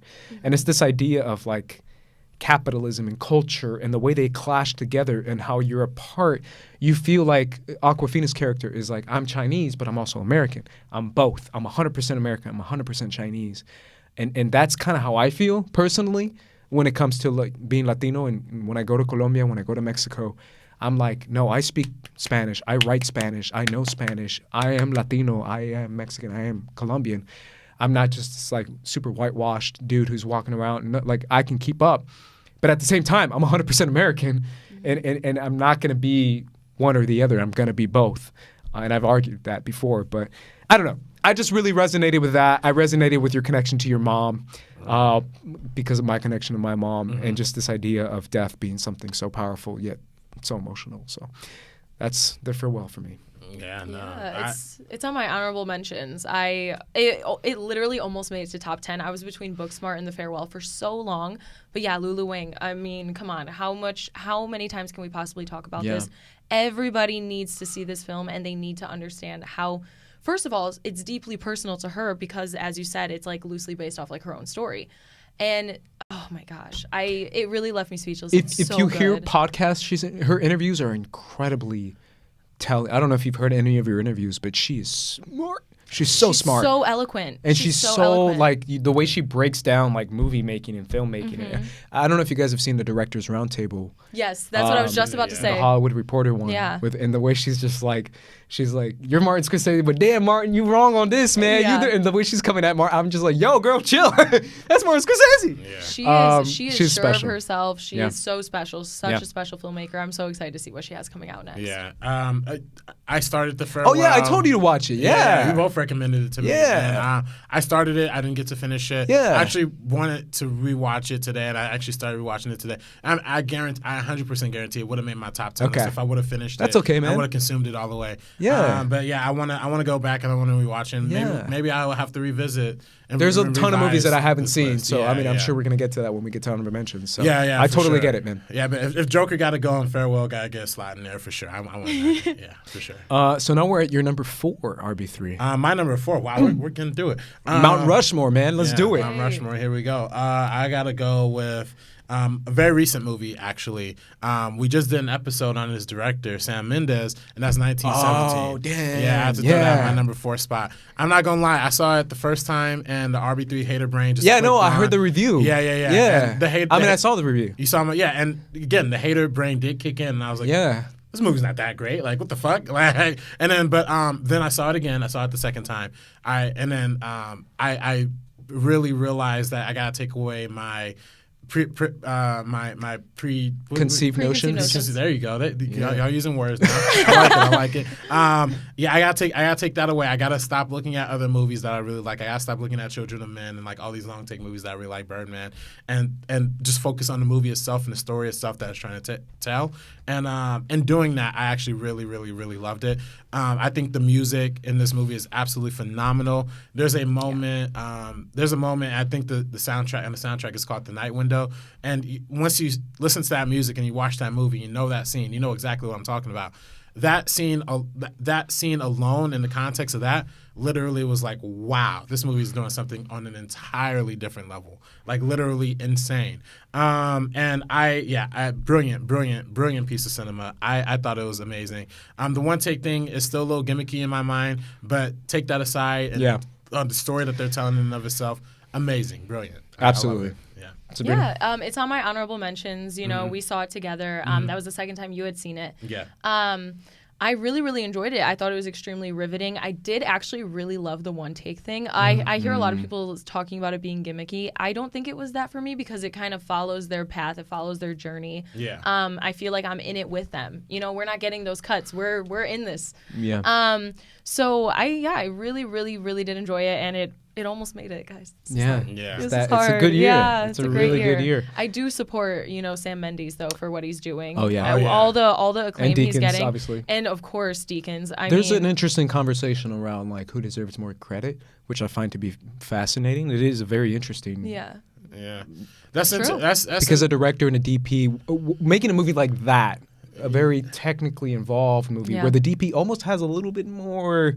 I don't know. It's interesting. It's interesting, but you also Yeah. gotta think of like all the extras and like the Yeah. movement of that, and the DP Yes. doesn't have as much involvement. Correct. In that And part if there of was it. if this was a bad story or if something that I didn't care about, I would have been like, oh, this is just Deakins having fun. Yeah. And Sam Mendes just being like, oh, wait for me. And he's trying to catch up. Right. But it's not that, in my opinion. That scene where you talked about, what's that song called again? The Night Window. Is that the first song you hear in the movie? No, the first Okay. song you hear in the movie is 1917. Okay. But the Night Window comes. You know the moment. 'Cause Yes. There's a big moment that happens Yes, in the middle. so- and they wait. Okay. Yeah. I'll- And the guy wakes up and the Night Window. Let me just Yeah, say, yeah. I'll talk about this movie later. Okay. Hey. That's all I'll say about that scene. Yeah, And just my emotions feeling that scene. Yeah. So, Yeah. so that's your number 4. That's my number 4. My number 4 is Portrait of a Lady on Fire. Ooh. Yeah, okay, directed okay. by A recent Celine, movie. Very recent. Celine Sciamma. I hope Yeah. I'm pronouncing that correctly. Wow, you did that great. Oh, really? Yeah, Oh, yeah. gosh. Well, I just think this is incredibly sophisticated. Such a sophisticated, beautiful story, like romance story. It has spectacular acting and beautiful direction that's undeniable. I mean, you could literally take any frame and just be like, I want to just hang this up in my living room. Yeah. I weeped. And it left me speechless. And this is another thing I love to talk about with representation. We're seeing these beautiful, beautiful romance stories told through the lens of like 2 women. And we don't know their sexualities for sure, like in any way. But I think that's the beauty of it. It's just life and it's just love. And it's a similar feeling I have with Call Me By Your Name, which you guys know that I love. Right. So yeah, that's why this one stood out to me. Yeah. It's so spectacular. Yeah, I was just talking about this movie before we went on air with someone outside, and it is a Yeah. very special movie. It's actually my honorable mention. So Yeah, I didn't get a chance to finish this one either. So I feel really bad missing out like all the good female directed movies this year. You know what I mean? Yeah. But I gotta watch The Farewell and I gotta watch Portrait of a Lady on Fire. I actually you sent me a thing for it, and I got about 40% through with it. Yeah. I didn't get a chance to finish it. Yeah. Back up, so. No, I ended up having a lot, even just so far, a lot of female filmmakers, and that was by no intention. Yeah. That's just the way it ended up. Yeah. So that's how you know. Because you had Olivia Wilde and Honey Boy, and then this one. more, and then more coming too. All right, More I like coming. It. I like it. Yeah. Let's do my number just because I want to save some thoughts for Portrait. Oh, if I'm yeah, being yeah, real. yeah. No problem. For later. Oh, okay, nice. If y'all know what I'm saying. You know what I'm saying? This is my number 4. Yeah. Again, a movie that could have been my number 1. So don't be mad. Uncut Gems is my number 4 movie of the year. All right. I adore this movie. I think this movie is incredible. Yep. The score in this movie, the themes in this movie are something like a lot of people are like saying the Adam Sandler betting movie, and I'm like, this thing has a lot to say. It's a lot more than that. It's yeah. so Yeah. deep. But just the fact that it's such a profound movie inside this like basketball movie and betting movie makes it so much more powerful. Yeah. And obviously on a technical level, the way I got to give a lot of credit to whoever their DP is and the way they communicate with their DP and the way they communicate with their cam ops. I got to give a shout out to cam ops just because I was thinking about them because I was hanging out with my friends who are cam ops, and cam ops go hard, and you know that. They go hard. 150-pound cameras over their shoulders. And they're running and they're pouring sweat, and you're just like, I love you, man. I love you. I love cam ops. Shout out to cam ops. But the way they communicate with them and the way they're able to direct moments and scenes to make it more tense, because that's the word that people keep throwing around, but that's the word that's perfect to describe this movie, is the tense of this movie, the tension that's built up by the Safdies so well, using the score, using the cam ops, using the performances, using everything around them, all the tools they have for filmmaking, shows that they are filmmakers. These guys are really, really, really freaking good. And I feel like everything is shown in this movie. And I love the conclusion. I won't spoil it. I loved it. I was like, that's perfect. That's amazing. Yeah. That's so good. And I didn't see it coming. I thought it was beautiful. And everything this story had to say about humanity and what we're on Earth to do, and our purpose and our drive and our passion, the way that can be good and the way that can be bad. Definitely. And it's just such a beautiful movie. I love this movie, and I can go on forever talking about it. So yeah, no, I 100% agree. I do have it later on my list. Okay. So I still have some more words for it. There you go. Yeah. So I know I already talked about it a little bit, but going off of what you said with the tension, I love the way the Safdies are able to kind of like manipulate our own tension, like our internal tension, where it's like high intensity and then it's relieved for half of a second and then it's right back to like high tension. I love that. I was right next to you and I was just like squirming in my seat. Like it's intense. Yeah. So yeah. Absolutely. Yeah. Your number 3. My number 3. Man, top 3. Yeah, we're in top 3. We're cruising, baby. We're here. We're Cruising. Here. Cruising. Speaking of cruising, this movie does feature a little bit of cruising, a little bit of some jams going on. I got 5 on it. Hey. That's it. That's right. That's just my number 3. Can you follow the beat though? Can I follow? Man, I don't know. I might be one of those tethers. I might not be able to be on beat. I love this movie. I think it's a great horror movie. To me, I love Get Out. I think Get Out's probably the better movie and probably the more cultural movie. But to me, I actually kind of prefer this movie even more than that one, because I actually do think it's a bigger scale. It's more like a direct horror movie thriller. There's so many interpretations and analyzations you could do of this movie. I mean, we did a whole meaning of podcast about this movie. I mean, literally when the weekend this movie came out, there's think piece after think piece after think piece dropping. And to me, that is the most admirable part. When I walk out of a movie just thinking about it and just being able to really revisit it and think about themes and concepts and ideas and characters and who this character really is and who that character really is, theorizing. I mean, to me, that's just the brilliance, and that's what I love about movie making and cinema in general. And that's not even to mention Lupita Nyong'o as the lead protagonist, literally doing double duty, like if she was just playing the red character alone, that should be an Oscar win. If she was playing the main lead, I forget what her exact name, her main character is. If she was playing that alone, that could be Oscar. The fact that she's doing two of these back to to me is insane. Everybody is doing insane work in this movie. The cinematography is absolutely brilliant. I actually got one of those promotional books they send out for award screenings and had like all of the different art pieces in this movie and kind of had like the little symbolic meanings of each individual piece, from the scissors to the 1111 to all of these different pieces that they had throughout the film.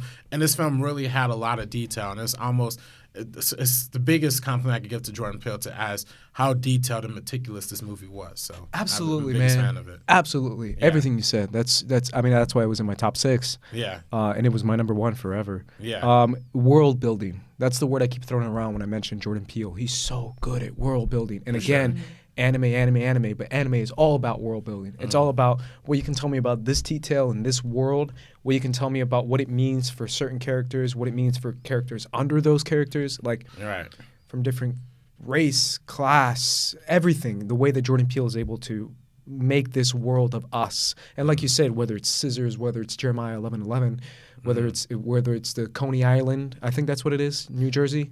I forget exactly which island it is. I think that is Coney Island, yeah.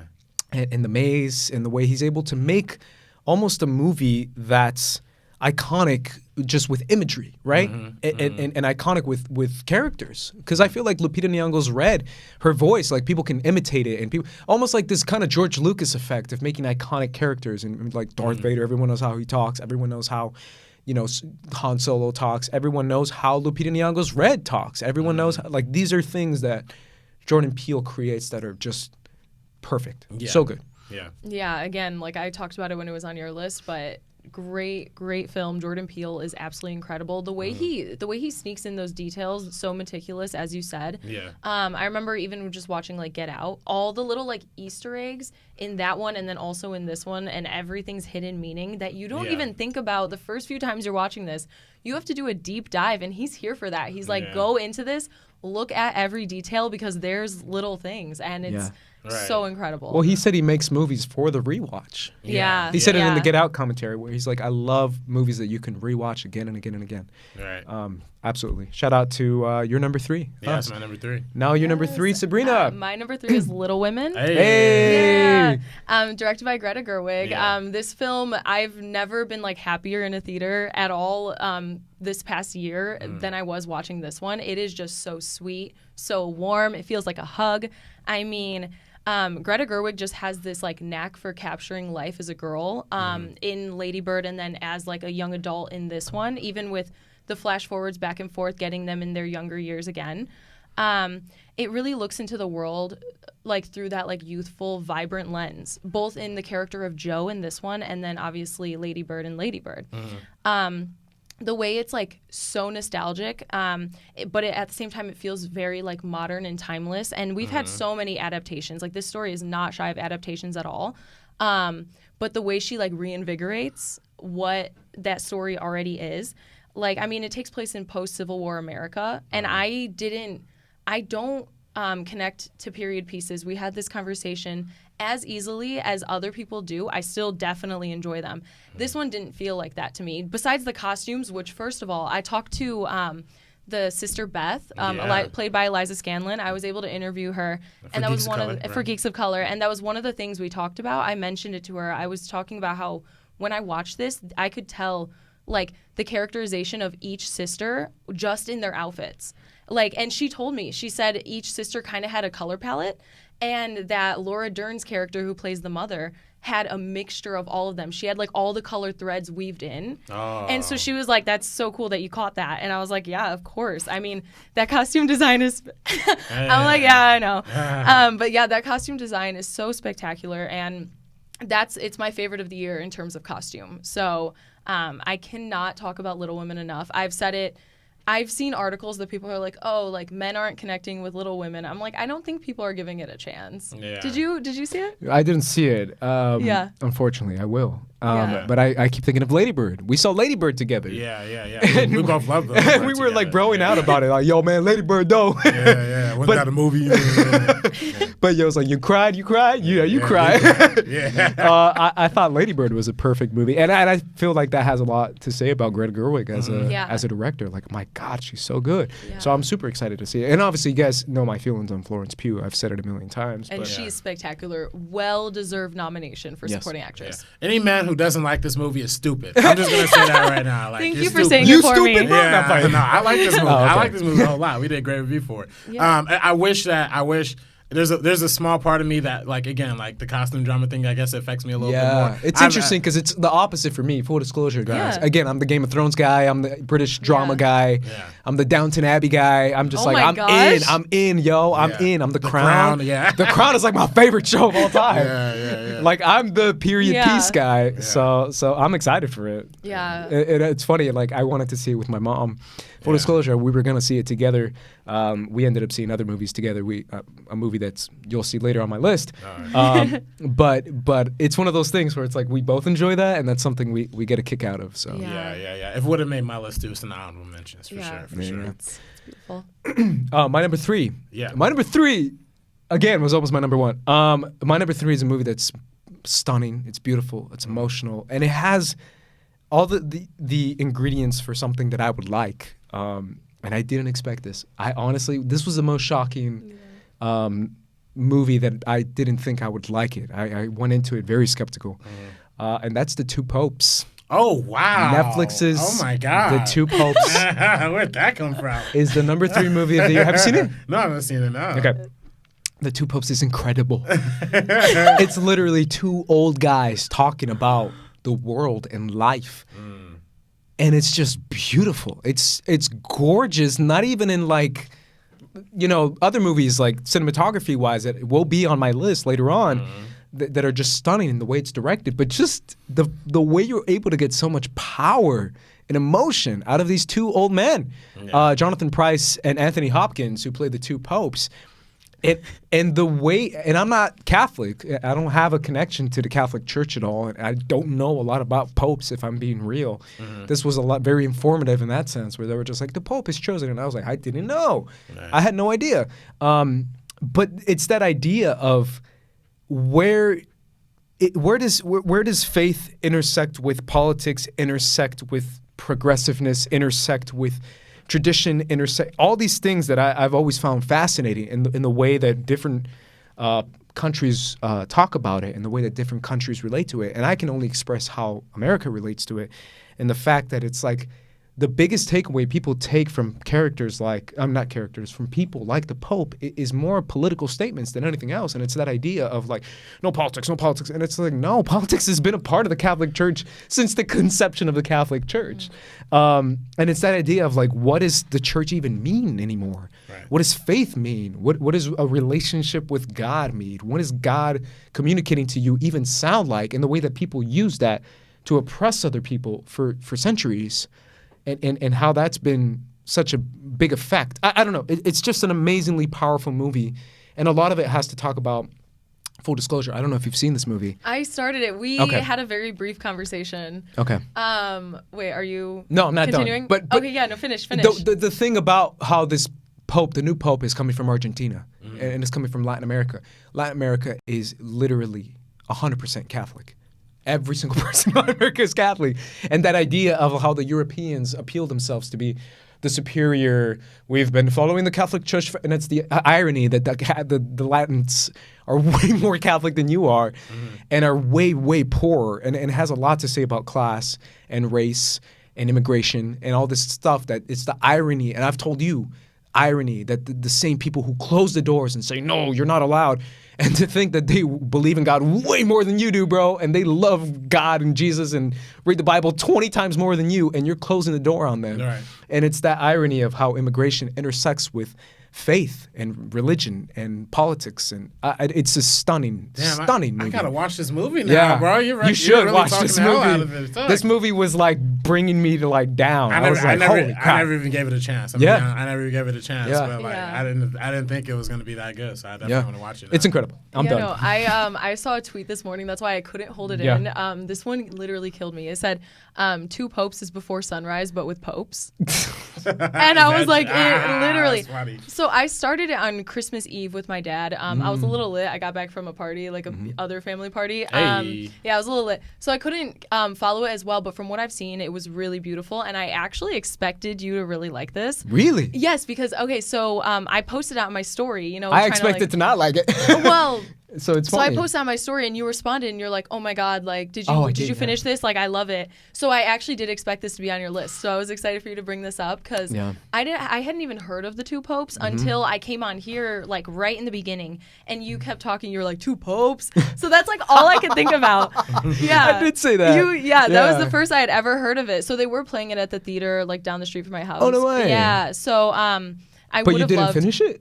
No, I didn't see it in theaters. Oh, they okay. were playing it, but I I think At it was the around Vista. Christmas time. Yeah, Right. and I think it was around Christmas time. So I was like going home. You know, Sure. things are busy. Sure. But I did start it, and I do really want to finish it. From what I've seen, it actually It slaps. Like, yeah, it Damn. slaps. Yeah. Yeah. That Pope slap, Yeah, Yeah, Pope I slap. did not expect that from a title. Just the first 15 minutes, the camera work and the like.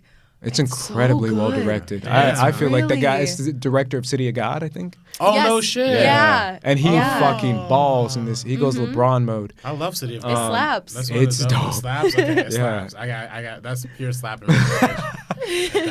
That's my number 3. So that's my number 2, right? Number 2. Number 2. Now this movie has been referenced all throughout so far. And, Yeah. you know, I got to show love for it right now. That's Uncut Gems. There you go. To me, Finally, number 2. Yeah, number 2. Yeah, I transfixed by this movie. I did not get to see it 4 times, unfortunately.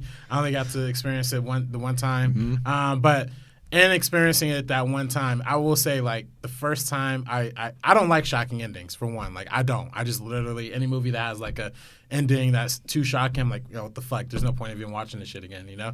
But literally, like, I left this movie and I literally, for 3 days, nonstop, I just could not stop running back scenes, like, in my head, you know? I could not stop listening to the music. The first track on that soundtrack alone, like, the opening, for one, just the opening credits, like, for what's even going on? Like, you have this whole, like, this is not a spoiler. They open on the like the African continent, Ethiopian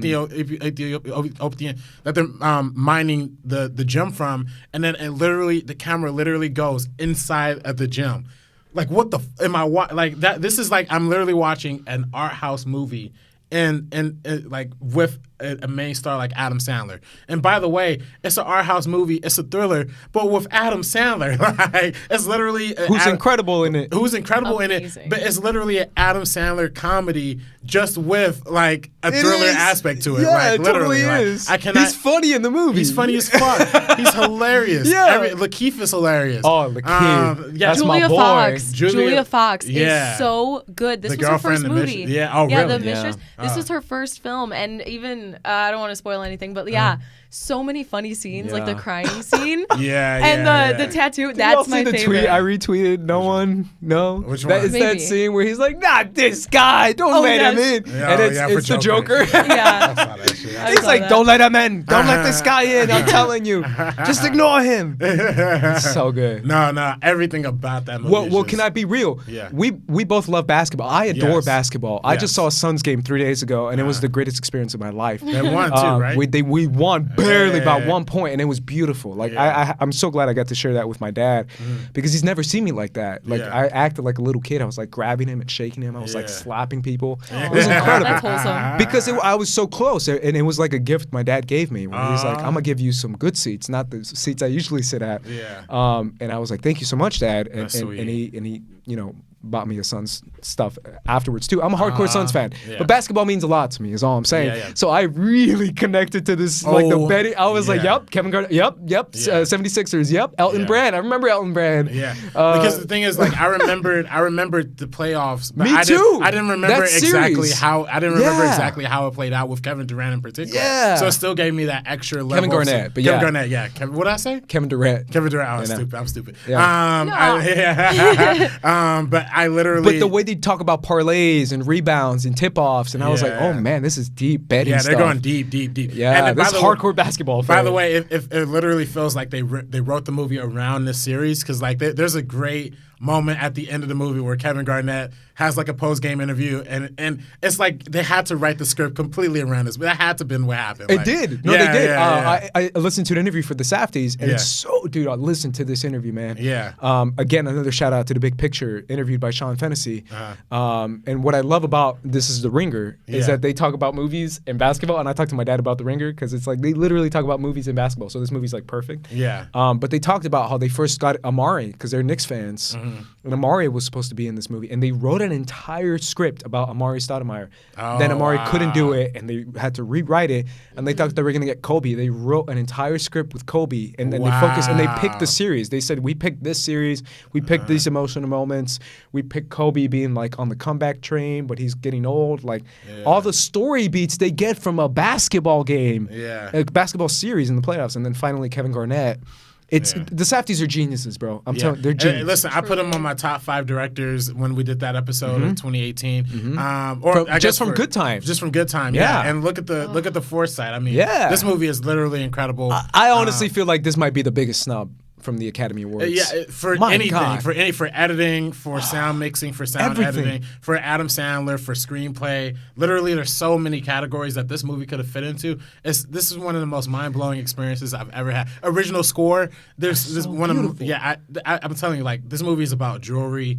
It's about basketball. It's about hip hop with The Weeknd, right? Oh, like, so good. I was gonna say I texted you guys. Family. It's so centered around family. I mean, I texted you guys that scene when he's fighting The Weeknd. I lost it. I was like, that's The Weeknd. And that's, again, it's an Adam Sandler moment. Like, that's a definite Adam Sandler moment. There's a scene where he gets thrown inside of a trunk, like in a high school. That's an Adam Sandler comedy moment. Like, but the Safdie Brothers literally took that shit. It made it like dark. Dropped acid and literally made it into like the most thrilling, most intense thing ever. So I can't do nothing but praise this movie. It's like this movie was almost made for me, honestly. Like, I kind of personally feel that way. So I can that's easily my number 2. It would have been my number 1 if my number 1 wasn't so strong for me. But that's it. 100%. Your number 2, Sabrina. Right, my number 2. We all love this movie. So. Yeah, we all adore this love movie. this movie. Yeah. Oh my god. So my number 2 is Parasite. Oh. Yeah. So I just, first of all, love Bong Joon-ho. I know you guys did an episode on him, and I was kind of familiar, and I've definitely like seen a lot more since. So just the way it tackles themes like, you know, class struggle, greed, it's done in such a profound way. The way it looks into both families, it's like, even if somebody does something bad, it's like they're not like a huge like villain. Like you're like rooting for them, you know. Every single performance in this film is spectacular. That is one thing Bong Joon-ho's talked about a lot. He's talked about how the performances drive this film, and they're not the ones that are getting the recognition in, you know, all the acclaim right now. And he continues to just say the performances drive this. The ensemble is so spectacular. Bong Joon-ho is a great filmmaker. His direction was so good. The editing is insane. I know we've talked about this. And I think it's the most well-made film of 2019. I would love for this to win Best Picture. Even though it's not my number 1, I can acknowledge that this is the best film of the entire of 2019. Wow. So a lot. Parasite is insane. I was late to the party. I know you guys had seen it before. I didn't watch your spoiler review, nothing like that. I think you saw it first, and then I saw it later. But yeah. But I saw it like really the week late. of when it came out. Yeah. I was really late. Like I just saw it maybe like last week. Really? Yeah. So this is still really, really fresh, and I'm gonna go to the FYC screening on Thursday. Hey. Bong Joon-ho is gonna be there. Hey. So excited for that. I'm excited to see it again in theaters this time. That's brilliant. That's brilliant. I honestly feel like we talked about the Academy Awards before this episode, and I still feel like I can name any actor on that movie, specifically the dad. Yeah, I was gonna say the dad. I forget his name. Yeah, I'm sorry. I said the same thing on I think SCN. it's Sung Park. He's been in all of Bong Joon's movies. I honestly could take out almost any actor on that supporting list. I mean, I guess he would be supporting, and put him on there. Yeah, for sure. Honestly, yeah. That's my biggest takeaway, and I'm sure you. I mean, I 100% love this movie. I mean, it's no secret how much I love this movie. So I mean, leave it at that. Yeah, leave it at that. My number 2, right? Yes. Damn, my number 2. My number 2 is a up movie there. you already talked about. And honestly, I don't think I could say it better than you already did. Yeah.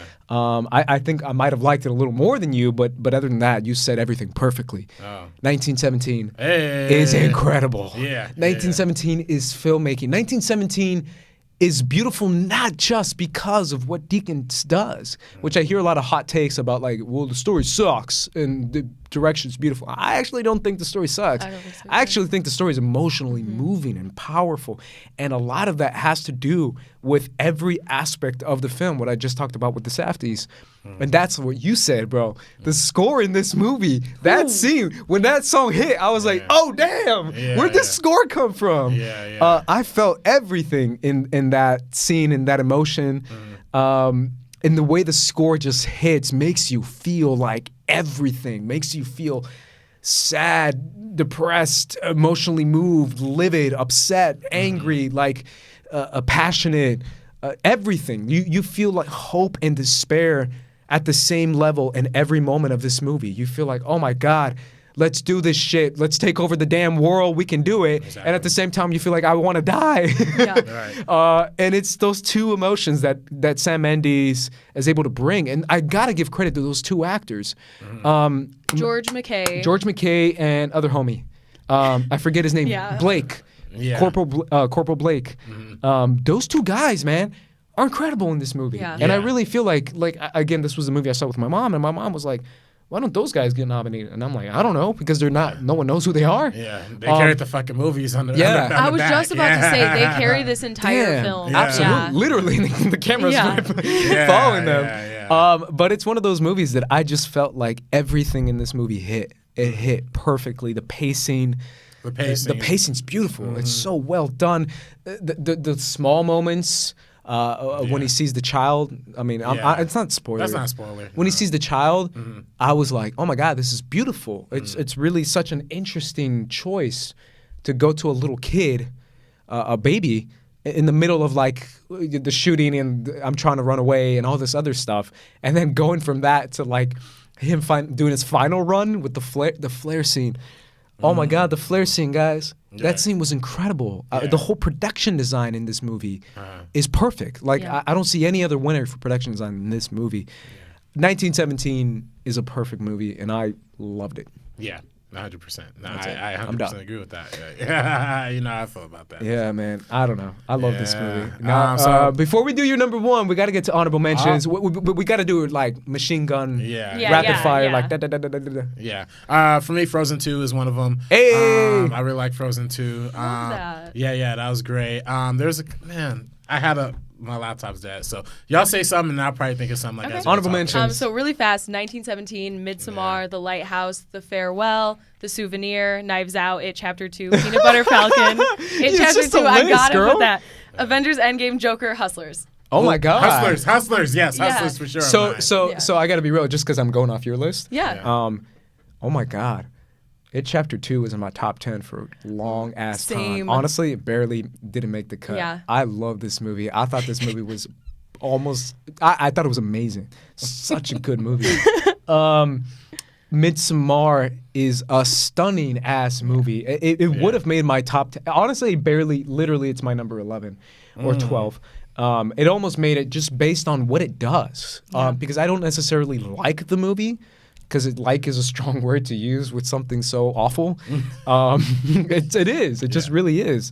But I really do feel like it's beautiful in every sense of the word, story-wise, direction-wise, cinematography-wise, score-wise, and then obviously my favorite performance of the year from either man or woman. Like, I really mean of the year, with Florence Pugh just destroying me and then bringing me back to life and then killing me again with her performance. So Yeah. Midsommar, my final... Dolomite's up there for me too. Oh, there you go. My final one is yeah, the one definitely. I told you guys about, and that's American Factory. I don't know if you guys have seen Oh, this. The Netflix documentary. I think I literally We were told talking you the about other day. it. Yeah, It's about a Chinese company buying out an American company and them trying to work together. And again, I have this weird fascination with China and politics and capitalism and the way the Chinese government has manipulated capitalism to their effect. And this movie talks about that, plus America, plus the current president. It honestly it was almost made my list. It's a Salute perfect documentary. to Obama. He executive produced that movie. That's right. I saw his little interview afterwards, and it was Yeah. kind of funny. But I was like, okay, sure. Yeah. I guess we're producers now. Producer Yeah. Obama. That's what I like. Uh, And Apollo 11, I didn't watch it all there the you way go. through, but I heard that's an amazing documentary. Knock Down the House is another one for me. Yeah. It's a beautiful, another movie that I talked about with my parents. It's a beautiful documentary. Yeah. That's my honorable mentions. Now we're going to Number our number one movie of the year. Yeah. And I'm going to start with you, bro. Start with and I me. think I know what it Yeah, is. it's the easy. I Yeah. mean, it's the easiest Parasite. I There you mean, go. how can it not be Parasite Yeah. for me? I literally Yeah. put it on my top of the decade list. That's the only one I think I this year that I put on the I feel like top we've of the decade said, list. we've talked about it like. I mean, I've literally, I don't even know what else I could say I about was going to this say, point. what else can you say? Yeah, I think it's perfect. I Yeah. think everybody in this movie is perfect. I think what it represents is amazing. I think Mm. the whole idea of like this class divide and like what leads us to make the best decisions and our worst decisions, and what's towing the line too far. What's the twists and turns that this movie makes. I know one review in particular referenced this movie as like a magic trick, and I think it is kind of a magic trick because you do really feel like it's like a comedy. It's really like a family kind of comedy-esque for a while, and then it turns into a completely different direction that I had no idea was coming, and then it really, really just picks up, but it does it so beautifully and with grace and such.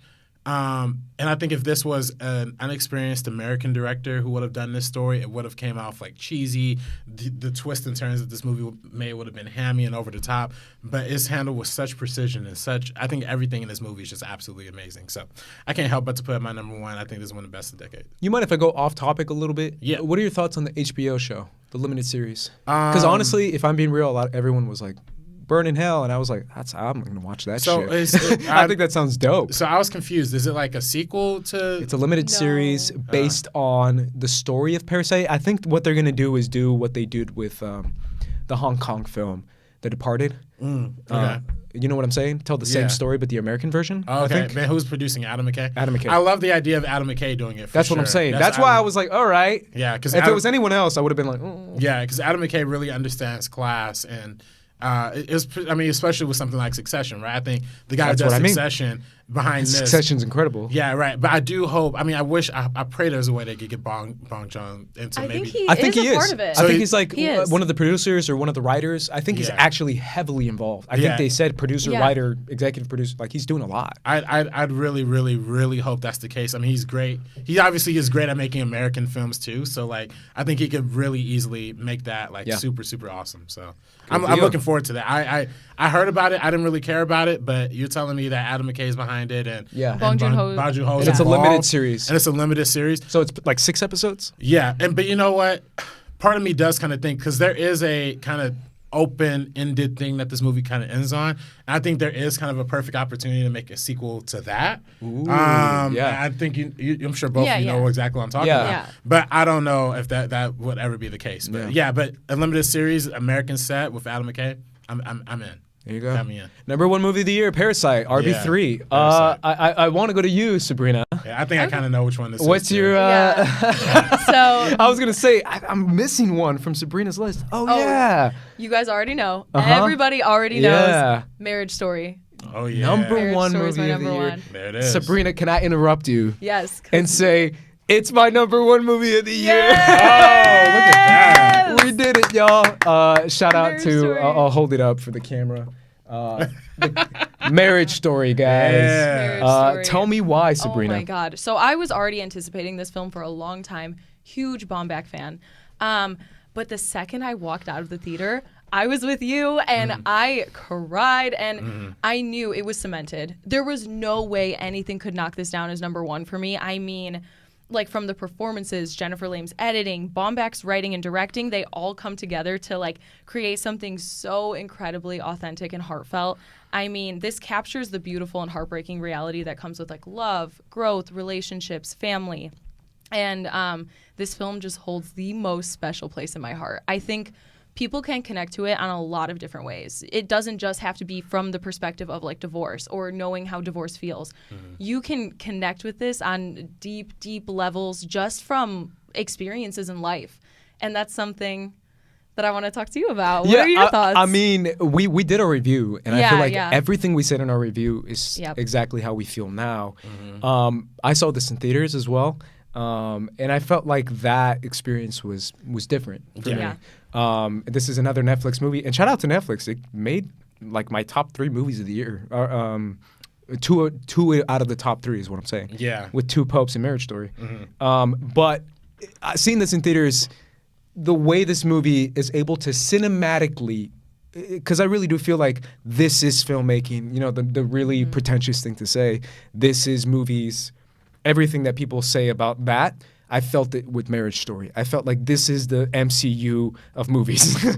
Like this was the end game for me because all the emotional, cinematic, and there's a theater thing there, and I have a theater background, so that's kind of why I had a connection to it. But there's a theater aspect to this movie where it's almost like a play.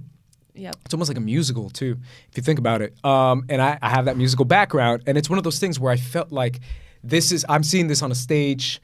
They're coming out to me, they're giving their monologues, and I'm feeling every emotion of that actor giving their all on that stage and leaving it all out there. I felt that watching it on a screen. And I felt like this is cinematic storytelling to the nth degree with the performances, with the score, with everything you said already.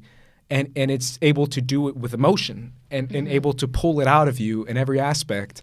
Again, I've never been divorced. My parents are divorced. Like, I'm not supposed to relate to this movie, but I do. Yeah, right. Exactly. And it's beautiful in every aspect. And I feel like, I don't know. I really do feel like it's a perfect movie. It truly is. I know this movie, I know it's been memed, and people have weirdly misjudged it based on that one scene, which I think is a perfect scene. Oh, which is so good in and context. Everyone's like, this sucks. This is film school garbage. Oh my Twitter. gosh. And I'm like, Twitter.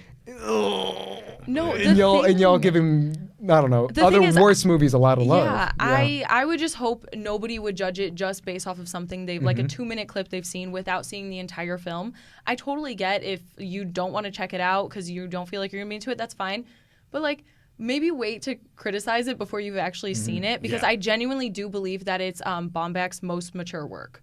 I do. Out of his entire career so far, this shows the growth in his filmmaking, just from the writing, just from the directing, being 2 perspectives, a story that's dear to him, and the fact that it's not really, it's very objective. It's a story told from an objective standpoint. It doesn't villainize anybody. So that's why I love the fact that as a huge Baumbach fan, just constantly seeing him grow as a filmmaker. So can we talk about what's one of your favorite moments or scenes that really made you feel like, oh, damn, like this is the movie of 2019? So there's so many throughout the entire film, but the one that this is what cemented it for me, besides the fight scene, which is absolutely incredible. But I was sitting next to RB3, and the second we kind of hear his son's voice go like, Charlie is this, and he walks in, I was like, oh shit, the note. He's reading the note. The note from the beginning. Once that came like full circle, and then when they're able to kind of like be in that environment, because even leading up to that, they're facing each other and they're kind of seeing like, okay, we did this, time has passed, and it's now another Halloween, you know? And so the second I was like, oh, no way. The second we hear him reading the note, and the way that emotional payoff, seeing Scarlett Johansson in the background, I mean, that's chills. Mine. Yeah. So I got to be honest. That's mine. I know that's cheating, whatever, but him reading the damn thing is the performance of the year. The male performance, I guess, because Florence Pugh is still my favorite for Midsommar. But in my opinion, the best male performance of the year, it's when he's him reading the note, not when he's singing, not when he's punching the wall, even though that's all great. And a lot of people are like, look, he punched the wall. Like, this guy's powerful. I'm like, the scene, what? That's just a funny. He punched the wall. He must have power. But I'm saying, like, acting-wise. Yeah. The scene when he's reading the note, and he starts to break down really slow, like really freaking slow, and his big ass lips are shaking, and his big ass nose is shaking.